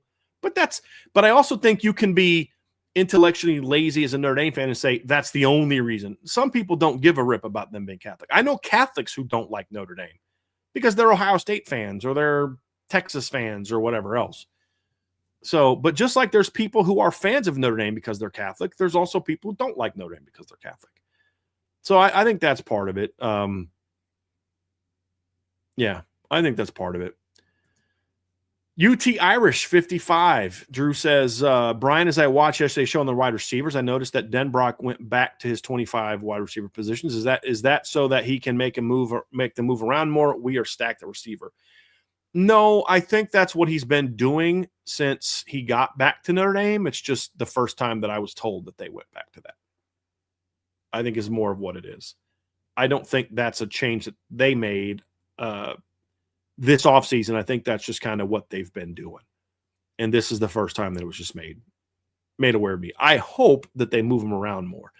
But they didn't move him around a lot in 2015. I mean, Will Fuller primarily played Z and occasionally in the slot if they were in a 3 receiver look. Chris Brown was almost exclusively the X or the W. Amir was almost exclusively a slot. So they didn't move him around a whole lot in 2015 either. So I don't think that has anything to do with it. Sine, cosine, tangents, a lot of good questions today. What specifically did Bama's scheme conflict with Keon's playing style? What were they asking him to do there that Notre Dame won't ask him to do here?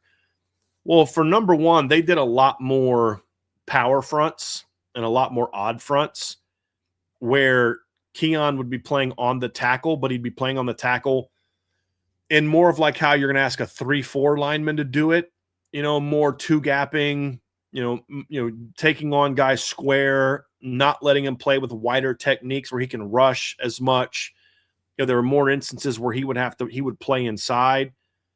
And it's a position like he's not the kind of player that you're going to put as the sort of the outside linebacker type of guy, because he's not going to be dropping into coverage. At least not, you don't want to do it very often. He did it 5 times last year. That's no different than Boubacar. So you're not going to have him play that position. Well, the only other option is this power position. And it was a little bit less this year, which is why I think Keon was a little bit more successful, but he needed to be a pure edge guy. And at Alabama, they didn't let him be a pure edge guy. And that's what I think hurt him there. Aaron Villarreal, excuse me. What are the biggest weaknesses of the teams projected in the top 5 for 2026? Goes Notre Dame 2026 weakness. I don't know that I would say these teams necessarily have a weakness as much. I'm going to tell you what I think the biggest concerns are for these teams that could keep them from winning a championship. I don't know that I would call any of them weaknesses as much as I would just say concerns. So if you'll allow me, Aaron, to just kind of go about it that way, because I don't know that I would call them weaknesses. I think these teams are really good. But I would say first and foremost with Notre Dame, my biggest area of concern right now is the offensive line. And there's talent there, but is Jagasol going to be able to be healthy? Like, if you lose Billy Schrouth and Emil Wagner, and you don't have Charles Jagasol to step in to replace one of them, that raises my concern level for how good the line can be. I also don't know that Joe Rudolph is capable of building an elite offensive line. He's built good offensive lines, but not elite, nor has he built consistent offensive lines. So that, to me, is the biggest concern and question mark I have for Notre Dame, is can the offensive line play at a high enough level for Notre Dame to be able to run the table week after week in the postseason and to beat Miami? I think that's the other part of it as well. That's their big concern. Texas. For me, Texas's biggest concern is similar. Their biggest concern to me is still line play. Can their offensive line give the running backs room to run? Because they got really good running backs. And can their offensive line give Arch Manning time to throw? There were times last year where Arch was seeing ghosts because of how much pressure he got. And then I would also argue that other than Colin Simmons, I think there's also some legit questions on the Texas defensive lines. I think both of their lines are question marks right now. For Oregon, I have some concerns about their personnel. Their offensive line was okay last year. They lost some key players. Their D-line lost a lot of depth. They should still be pretty good there. I really like their young secondary. Their receiving core was a little bit of a question mark this year, but DeCorian Moore comes back as a sophomore. Gary Bryan will be healthier. You've got Evan Stewart coming back. There's some other talented young players that are going to grow. I think they're going to be fine there. They're going to be loaded at running back, really good quarterback. The biggest question mark after Oregon is coaching. They have to replace their D coordinator and offensive coordinator. I'm very curious how they're going to be able to do that. Will they be able to thrive if they're able to do that? It's a very good question. Ohio State, I have kind of similar questions about the offensive coordinator. How's Arthur Smith going to do as the offensive coordinator? But for Ohio State, depth is a bit of a question mark for me on offense. I still think their offensive line has some things to prove to me. And then on defense, their front seven, how can they replace all the players they lost? That's going to be a great question. It's going to be a lot harder to replace Arvell Reese than it was to replace Cody Simon, because when you look to replace Cody Simon, you were replacing with Arvell Reese. We talked about this in the offseason. We were like, look, man, Cody Simon's a really good player, but Arvell Reese is a dude. And so now they got to replace Arvell Reese, who this past year had 10 tackles, 6.5 sacks, 10 tackles for loss, 6.5 sacks, 69 tackles, tons of pressure. They lose Sonny Styles, who's been incredibly productive. They lose Caleb Downs. They lose Caden Curry. They lose Cade McDaniel. They lose Davison Ignosin. I think they lose Lorenzo Styles. Is Kenyatta Jackson back next year? Let me look up real quick. I know he was a senior, but I think he might have a year of eligibility left. Let me just give me a second, folks. I want to look up Ohio State's 26 depth chart. I think Kenyatta Jackson's back, but I'm not 100% certain of that. Give me a second.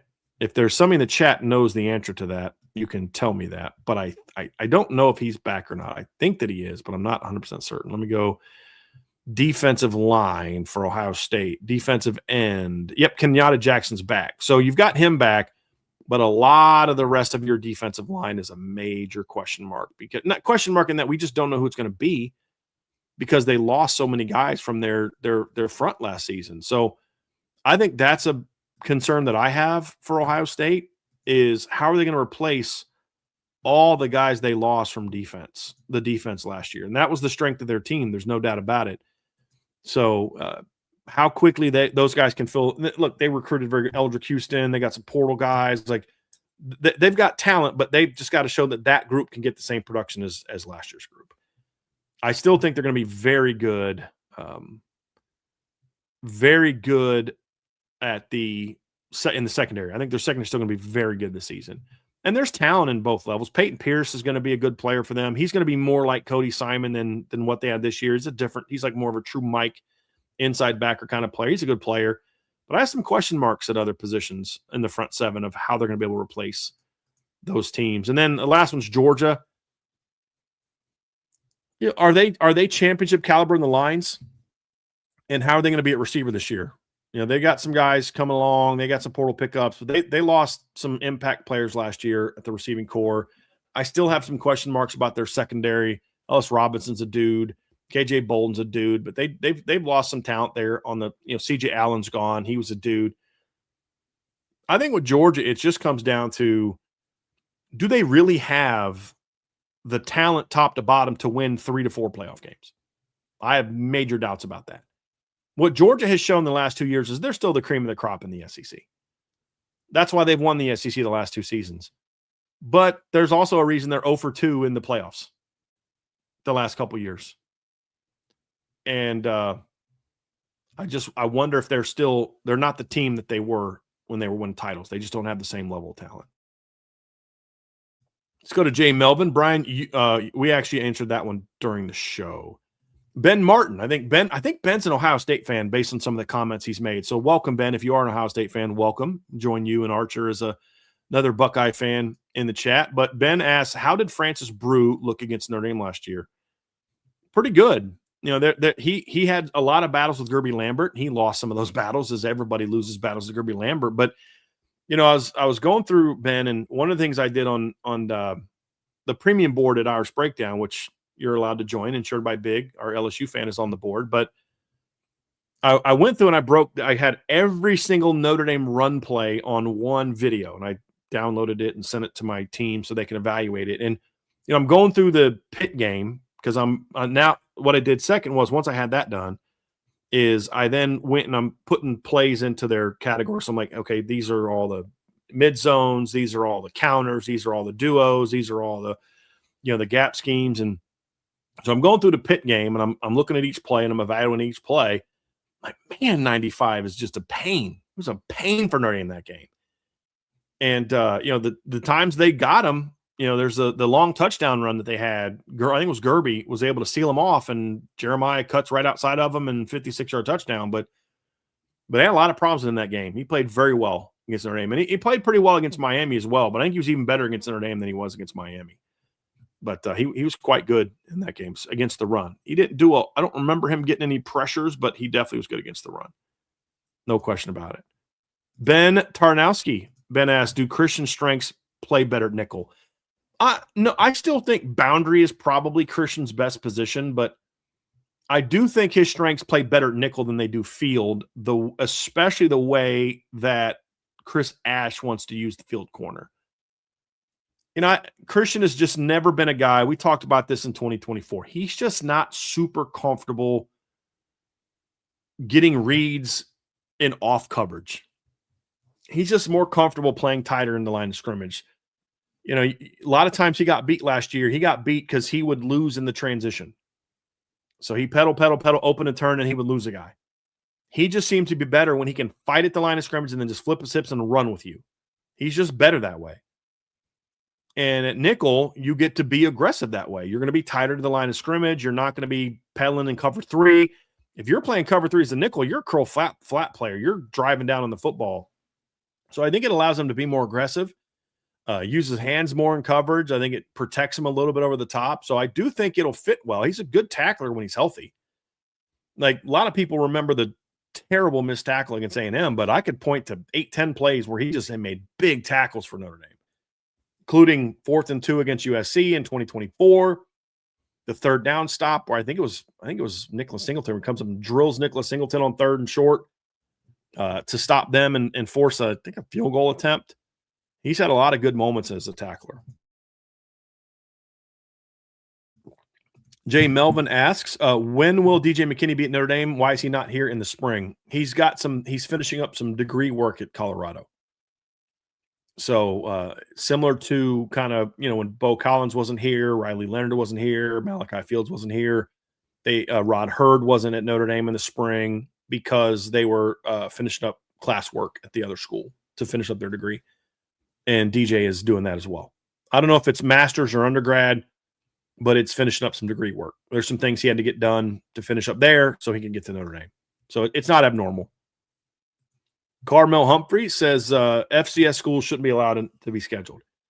So I'm gonna comment on this because I've seen people say this, and I think that, Carmel, I understand the sentiment. I do. But I think that misses the mark because there are some FBS teams that you could play that are worse than FCS teams. So fine, you won't let me play North Dakota State. Well, prior to them going, let's use a better example. You won't let me play Montana. You won't let me play South Dakota State. Fine. I'll go schedule Akron. I'll go schedule Kent State. I mean, there's years where Youngstown State could probably beat Akron or Kent State. So what I would say is let them play them. I'm fine with that. But just don't count it. Like, you want to play an FCS team, go for it. I think because we got to remember, these are still schools and that are part of an academic system.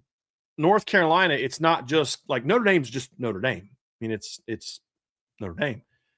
And USC's just USC. There is no USC branch at, whatever. I mean, to the same way that Ohio State does. They're private schools. Penn State's got all these branches, but then also there's other schools that are part of the Ohio schools system. So let me pull up Ohio University's system, see if I can find that. But they're all kind of under the same umbrella. So when one of them is struggling, there's other things. So in Ohio, here's all the schools that are part of that. It's Toledo, Bowling Green, Wright State, Miami U, Cincinnati, Central State, Ohio State, Shawnee State, Ohio U, Akron, Kent State, Cleveland State, and Youngstown State are all part of that. Same thing in the Carolinas, same thing in Georgia, same thing in Florida. So sometimes it's beneficial for a school in the state like Florida State, Florida, who are public schools, to play a Florida A&M or to play a team from Bethune-Cookman, a team from Florida, a school from Florida that maybe is part of the system. So there's benefit for Ohio State playing Bowling Green. It allows them to say, hey, we're doing well, we're making money, so we're gonna allow you to play Bowling Green, knowing that it's going to take money from a school that's doing well, and it's a way to help a school that's in your system that's not doing as well or doesn't have the same revenue, to give them a couple $1 million to come play you. I think there's advantages to that. So like that's a MAC example, but there's FCS schools that are part of that conversation. Maybe a better example instead of Bowling Green is Ohio State and Youngstown. So I think there's some advantages to that. What I would simply say is just don't let it count as a win. So when Alabama's at the end of the year saying, well, we've got the same record as Notre Dame. No, you don't. You're 9-2. Notre Dame's 10-2. Simple as that. Simple as that. You can play an FCS team. We're not going to punish you for playing an FCS team, meaning like we're not going to say we're going to dock you points. We're just going to look, it doesn't count as a win. It's the end of the year when you're trying to say our resume is as good as Notre Dame's. Well, no, it's not. They're 10-2. You're 9-2. You're not as good. That's what I would say to do. But still let them play because some teams don't need it. Like Indiana wouldn't have needed it. Yeah, okay, we don't get to count the game against the Indiana State, but that's fine. We're still 12-0 and won the Big Ten. So what? But maybe that'll get some teams to think about it. There's also a system you could do is I wouldn't be opposed to like coming up with like an aggregate of 3 years at a time. And if you schedule an FCS team that's an aggregate top 15 team at the FCS level, I'd count that. I would consider counting that. We could have that debate. But honestly, there's years where Youngstown State could give Ohio State a better game than Akron. So why would it benefit them from playing Akron instead of instead of Youngstown? So I just think there needs to be some nuance there. It's not as simple saying they shouldn't be allowed to do it. Let them do it. Just don't count the win if you feel that strongly about it. I had a super chat from Tyler Evans. What do you think of North Dakota State moving to the Mountain West? I think it makes a lot of sense for North Dakota State. I mean, look, as a football program, I don't know what else there is to prove at the Division I AA level, at the FCS level. I mean, this year didn't go great, but if you look at North Dakota State, they've won since 2010. How many championships has there been? 10, 11, 12, 13, 14, 15, 16, 17, 18, 19, 20, 22, 3, 4, 5. There's been 16 championships since 2010. They've won 4, 5, 6, 7, 8, 9, 10 of them.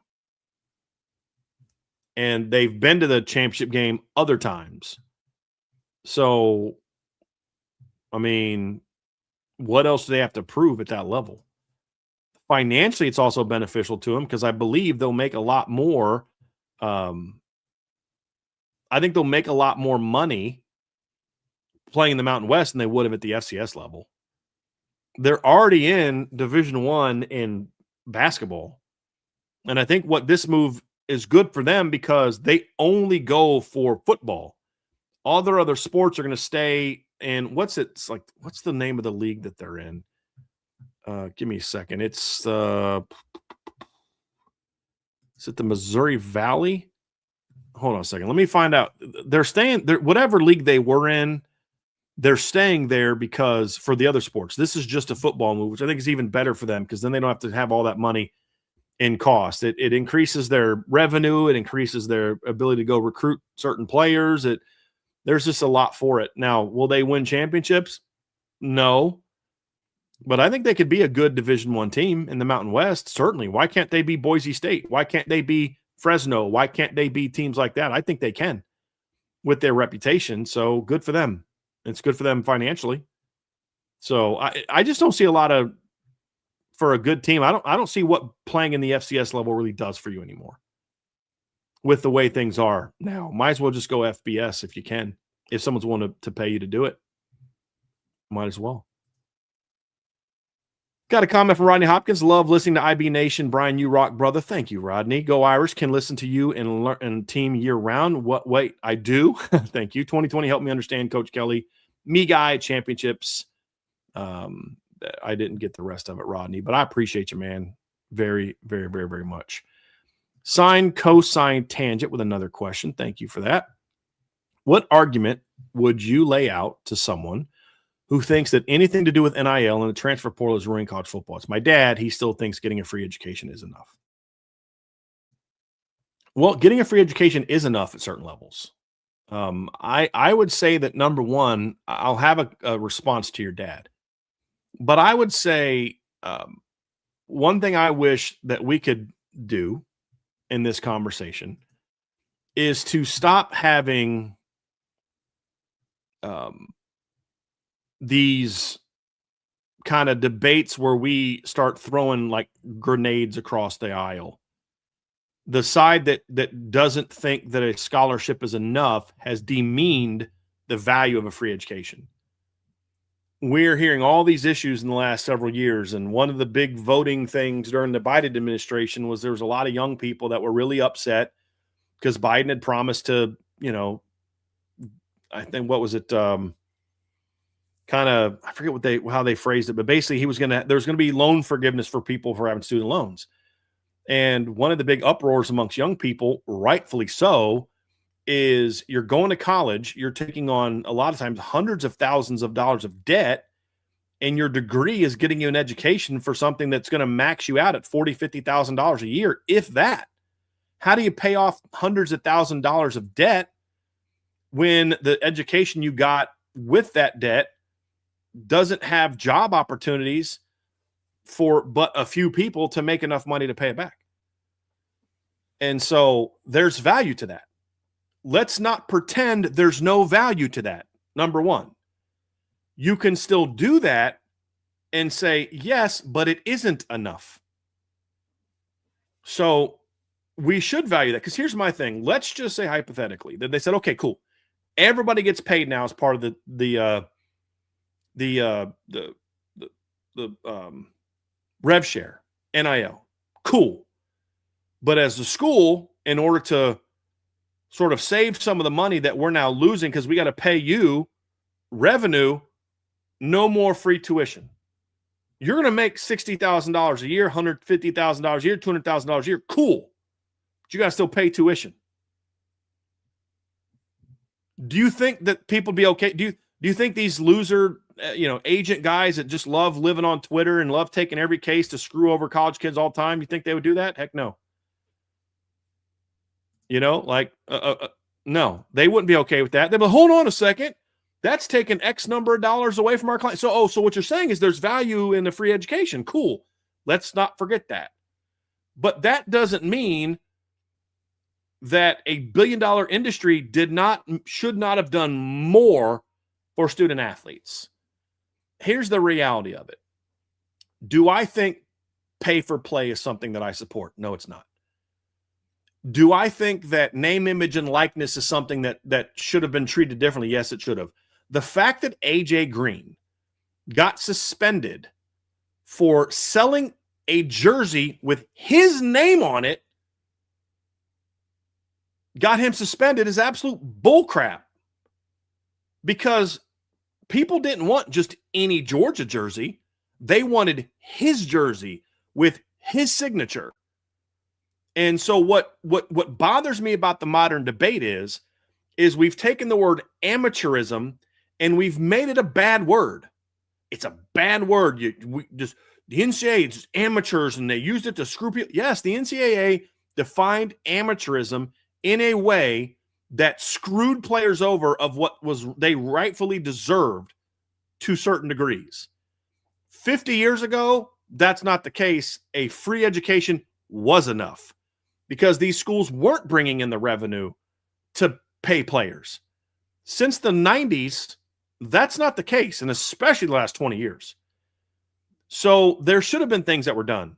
Players should have gotten opportunities, and I said this before NIL. Remember, we talked about this on the show. Vince and I did years ago. They should have done things where jersey sales should have all gone into some, a kid sells jerseys that it goes into a pool, and if you graduate, you get that money. And this, there should be more done to where they're putting money aside to say, when your career's over, if you don't get signed by an NFL team, and if you don't play at least 2 years in the NFL, then we are going to make sure that we pay any medical costs that you have for the next 5 years. Right? Because you sacrificed your body to help us make all this money. There should have absolutely been those things. Like, I remember listening to Jalen Rose talk about how, we're struggling to, have enough money to go buy dinner, and I'm walking by a store and somebody's selling my jersey for $150. Like, how's that fair? It's not fair. It's a $1 billion industry. Players did deserve a piece of that pie. Do they deserve the size of the pie that they're getting now? I don't know that I agree with that. But they always should have been allowed to do that. There's always going to be people in the game that, well, but then people they were doing that anyway. They were cheating and paying players anyway. There should have always been a system where you want to put my name on a billboard, I should get some of that. You want to sell season tickets and my pictures on the package, I should get some of that. So I've said all along, there was a very easy way to have done this years ago if the NCAA was smart. Number one, they should have, once it got so big that it was obvious that this was going to come, you should have had a thing in place from the very beginning. College video games, why not give the players a piece of that pie? Just even a little piece of that pie would have been smart. Once you started these billion-dollar deals, you should have put a rev share aside and said, look, every school gets X amount of dollars, and that's meant to be split between every player that's on scholarship evenly. You should have allowed NIL deals within the last decade. It should have been this way before the courts decided to do it. You should have allowed that. And if you would have allowed it, you could have put very clear guardrails in place to say, listen, we're going to do a rev share. It'd be smaller than it is now. We're going to allow NIL, but it's very clear. You can do this, you can do this, you can do this. You can't do it. You can't do these things. You can't do these things. You know, if you want to go to a jersey signing, you want to go to an autograph signing, they should be allowed to do it. You're telling me that Rocket Ismail didn't deserve to be able to go to an autograph signing at a place in South Bend as a player and sell pictures that somebody took of him, sign him for money? Why not? He's earned that fame by his production. Well, yeah, but Notre Dame did that for him. Do you think the third string receiver who caught no passes would have been able to get the same amount of money because he's got a Notre Dame helmet on? No. He'd have gone up to, hey, I played Notre Dame. Oh, wow. Well, do you know Rocket? Do you know Tony Rice? Yes, I do. You want my autograph? No. Can you get me theirs? You know what I mean? Like, this is something we should have done a long time ago. And if you'd have done it the right way and said, look, these are still amateurs. We still value education. We still value the student athlete experience. But we also recognize the reality that these players are part of a billion-dollar industry. And we're going to put these guardrails up to say we're going to give them rev share. It's split equally. Every player on the team who's in scholarship gets the same amount of money. You're not giving more to the quarterback. The quarterback can then go in NIL deals that fit within these guardrails. If Pepsi wants to have, Brady Quinn as their spokesman going into 2026, God bless them. God bless them. Good for you. What you did on the football field last year at Notre Dame is benefiting you. Now, what you could have done is, if you were smart about it, you could have said, hey, look, whatever they pay you, you get 90%, 10% gets kicked back to the school because of what they're doing for you. I'd be all for that. You could have put those guardrails up at the very beginning of this when it really became a billion-dollar industry. And if you'd have done that, I think the courts would have looked at you way more favorably. You'd have had some people saying, well, now you're technically employees and we need to be able to union. You'd always have that fight. But you'd find a lot more favorable audience and a lot more favorable courts, in my opinion, had you been the ones that said, hey, listen, we're making too much money. They need a bigger piece of the pie. But instead, you had conferences arguing, we don't want to have to pay the full cost of tuition. We don't want to have to do that. Hey, this kicker's making money on his YouTube channel. Let's ban him. Jeremy Bloom this is the dumbest one. Jeremy Bloom made money as a professional snowboarder, so they ruled him ineligible to play college football. What? That was so stupid. And so that led to where we are now. But to act as if free tuition for a degree that for a lot of these kids, again, Notre Dame's different. For a lot of these kids, is going to mean nothing more than a $40,000 to $50,000 per year job, which is fine. That's nothing to be disrespectful of. That's value. Look, I've encouraged people that I know, don't go to college. Go learn a trade. You spend a year, you maybe spend $5,000, $6,000, and you're coming out of there $50,000+ jobs, and within 5-10 years, you're making six figures. And you invested $5,000 in a year of your time. That's way better than like a $40,000-$50,000 a year job for somebody in their 20s, that's awesome. But not when you have to pay back $120,000 in loans. Now it's not so awesome. And there's places you can't live if you want to live. Hey, I got this degree. The only place to really do this is in either New York, Boston, or LA. But, this degree, I'm only making $40,000. You can't live in those places making that kind of money. So if I could come out making $40,000, $50,000 a year and no loans, that's going to be a lot more valuable to me in those type of situations. So there's value to a free education, but not to the degree where the institution is making billions or hundreds of millions of dollars off of you, and I get nothing. I get nothing. So I think that the players always deserved a piece of this, but because you fought so hard to screw them over, you're now in a situation where it's way worse for you now than it would have been had you just jumped in and said, hey, we're going to be the leaders on this. With this new deal with ESPN that's making billions of dollars, we are going to set a new rule. We're going to set aside X number of dollars, $5 million a year per team that gets split amongst all the players. I mean, think about that. If your football team got $5 million and you split it between 85 scholarship players, every player is getting $58,000 a year, plus free tuition, plus they can do whatever NIL, like real NIL deals they want. But because you weren't willing to do that, now you've got to pay over $20 million a year to your student athletes. And that's just football. You could give a certain amount. And you could have said, like, listen, this money's going to go to schools that produce revenue.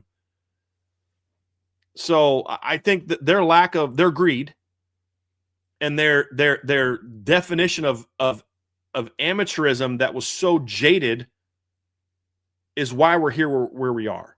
Players, once the TV money got into this, players deserved a piece of that pie. I think of Justin Ross as a perfect example. Justin Ross would have been a first-round draft pick and a millionaire in the NFL had he not been injured at Clemson. Unfortunately for Justin Ross, his injury happened before NIL. So Justin Ross is a star player, helps Clemson win a national championship, but he'll never make the life-changing money he could have in the NFL because of the injuries. Had there been a rev share, had there been an NIL before his injury, he could have made some seriously good money that then when added to what he has made in the NFL as a scout team player, that would have had a bigger impact on his life. And think about Jalen Smith. Jalen Smith's made good money in the NFL, but not nearly the kind of money he could have made if he didn't get injured at Notre Dame, playing in a bowl game with nothing on the line. Imagine if Jalen was able to make a couple $1 million during his Notre Dame career on NIL. You don't think that would have benefited him? You don't think he deserved that? I do. So I think when you look at it, the players are a part of generating the revenue. I think the players think they're a bigger part than they are. I think that media people have made the players a bigger part than they are. For 20 years, Duke wasn't defined by what star player was there. They were defined by Mike Krzyzewski. Indiana was defined by Bobby Knight, by IU. You were going to root for IU no matter who was on the team. You're going to root for Notre Dame football no matter who's on the team. So there is a level of the institution drives a lot of your success and fame. If Brady Quinn was played at Akron, he wouldn't have the opportunities he has now. He has the opportunities he has now because he played at Notre Dame. So that has to be considered. But you also, Brady did what he did as a player. It's a two-way street. So players deserved a part of it. I don't know if they deserve as much as they're getting right now, but they certainly deserved a piece of the pie. And had you done it the right way earlier, we would not be where we are. The transfer portal is another conversation that I think is ruining college football. If the transfer portal got fixed, a lot of the NIL problems got fixed. That's an absolute fact. If you didn't have the open portal system where you could transfer every single year, you get rid of a lot of these NIL headaches because kids couldn't just use you every year to leverage to go get a new deal. Fix the portal and NIL gets back to being more of what it should be, in my opinion. It'll still be a little jacked up, but it'll be more than what it should be. Salty asks, on Bryan's background, which team is Notre Dame playing? I believe that's Michigan. No, it's Purdue. You can see it right here. It's Purdue. So it's Purdue. Good question. All right. Let's go to Rodney Hopkins. Is Dallas Golden able to play nickel, cornerback, free safety, strong safety? If so, could they move him when needed? Gut feeling big year. Yeah, I think they could, Rodney. I think he can play all those positions. I think that he can play nickel, field corner, boundary corner, both safety spots. With Dallas Golden, you just got to find a place for him to play. That's the big thing. You got to find a place for him to play. There's no excuse for Dallas Golden to be sitting on the sidelines this year. Even if it's part of the rotation, he's your number 2 field and your number 2 nickel or something like that. Whatever. You got to get that kid on the field. Time Cone 57 asks, was it true that IU average player age was 23 or just fake? I believe it was true. I think it was a little bit overblown, but yes, I believe that's true. Irish Lion says, hey, BD, did you get that hat at Hamas? Haven't seen it anywhere. I needs it. Gollum voice. No, I actually ordered it online from the 47 Hat Company. I don't know that they have it right now, but that's where I ordered it. It was not from the Hamas. Now, I don't know that Hamas might have had it because Hamas does carry some 47 Hat gear. I'm actually going to look that up right now, but I bought it online through the 47. I love their hats. Absolutely love their hats. They're super comfortable. I have several of them. I think they're great hats. I'm going to actually look online on the Hamas bookstore and see if they do have this hat. Yeah. So actually, they do have this hat. It's on sale for the Hamas bookstore for $26.98. Irish Lion. So I'm actually going to put the link to this hat in the chat so you can look at that. Actually, you know what? I don't know that I think it might be too small, too big. So yeah, go to that and see if that fits. Let me go see here. Did that fit the whole thing? No, I don't think the whole thing is there. So I'll tell you what I'm going to do. I'm going to tweet this out right now. So here is the link to the hat we were discussing on today's show, because I don't think the link is I think it's too big to fit on there. So just in case, I tweeted it out. So it is it's called the Trawler 47 cleanup. It is on the Hamas. So I just put that online. You can check that out. See if it fits in there. I'm not sure if that link will give you the whole deal. So check it out. It's a great hat. I love it. And there's also, this is the same hat, but a different color. So you've seen me wear this one before. And this is a sweet hat as well. This hat's just super comfortable. I love this hat. But 47 has great hats. I've tried to get them to make me an IB hat, but I can't ever get anybody to respond to me. I was like, dude, I would do free advertising for you guys if you'd give me an IB hat. That'd be amazing. I love these hats. They're super comfortable. Super comfortable. You guys remember the old blue and gold one that I wore for a long time? That was a 47 hat as well. It just got old and I sweat on it one time. And so, when you sweat on a navy blue hat and you get that, it was just starting to break down a little bit. So I had to get some new ones. But I love their hats. Why does Georgia not have the talent they used to do? Don't think they still recruit in the top 5 to 10 in the major recruiting ranking sites. What happened? Well, number one, I think some of their talent's been a little overrated in recent years. Number two, I don't think Kirby's got the same quality of assistant coach that he had in for a few years. I think 3, the biggest one is the transfer portal, because they lose a lot of those big time players when they sign Damon Wilson out of the portal or out of high school. Well, 5 years ago, he can't leave. He's not leaving. Well, he's not going to transfer and sit out a year. So he's still at Georgia. But now he leaves. He transfers. He goes somewhere else. So they just haven't been able to stockpile the roster the way that they have in the past. they're losing second stringers. They're losing starters to go play at other schools. So that's a part of it. Aaron Valerio says, did you see the On3 top 10 list for Ari Wasserman? I did. It was an absolute joke. I used to listen to Ari. I thought he had some good points. He has become an absolute joke. I just can't listen to the stuff he says. Like, what he's done is, unfortunately, he has realized that I can get a lot of clicks by saying things are going to piss people off instead of giving real good analysis. He is gone into the realm of I can make money by saying outlandish things. He's kind of like the On3 version of RJ Young. I just say some dumb outlandish thing and people click on it because they're mad about it and it pisses people off, and so I make money that way. Unfortunately, that's what he's turned into. I done follow him. It's gotten sad. But that, and I just don't think he knows football. I think that's part of it too. Then the last one from Irish Lions. What was the biggest slight in your eyes? 1993 National Championship or Alabama being in the playoffs over Notre Dame? Also, last year ended up being the biggest what if in the last 30 years. Yes, that one I agree on. I actually think this year Alabama getting in over Notre Dame is a bigger slight than 1993. Listen, I believe that Notre Dame should have won the championship in 1993, but I understand why Florida State won it. Because I've always said you can't only go off one game. For one game, Notre Dame beat Florida State.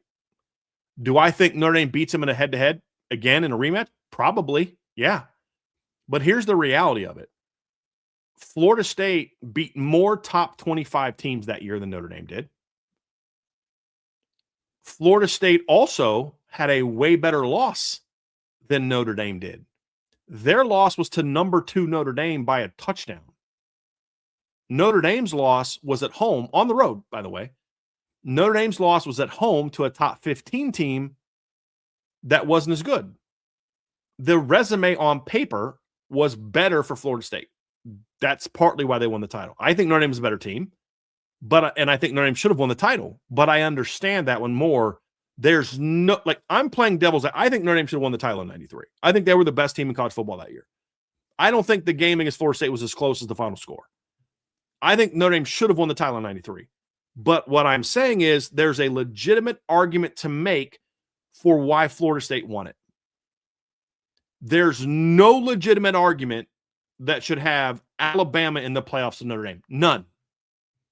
And that's why Greg McElroy got so pissed off in our conversation, because he didn't have anything he could point to that was a legitimate argument. So he just went right to emotion and wants to hurl insults and things like that. When someone who's really intelligent, which Greg McElroy is, results to anger and insults of someone he's talked to several times and has had good conversations with on his show, it's because he knows he has got no argument to make that's actually valid. None. There's no argument for them to be in the playoff. None. So I think that was the bigger one for me. So that's where I'm at. And then Irish Lions commission for my purchase from Hamas. You are welcome. So it's a great hat, man. I love this hat. I'm actually thinking about going and buying another one because they tend not to a hat will come off. So I may want to get another one. So I have to do some hat orders here, some spring hat orders. So thank you for that. But anyway, that's going to do it for today's show.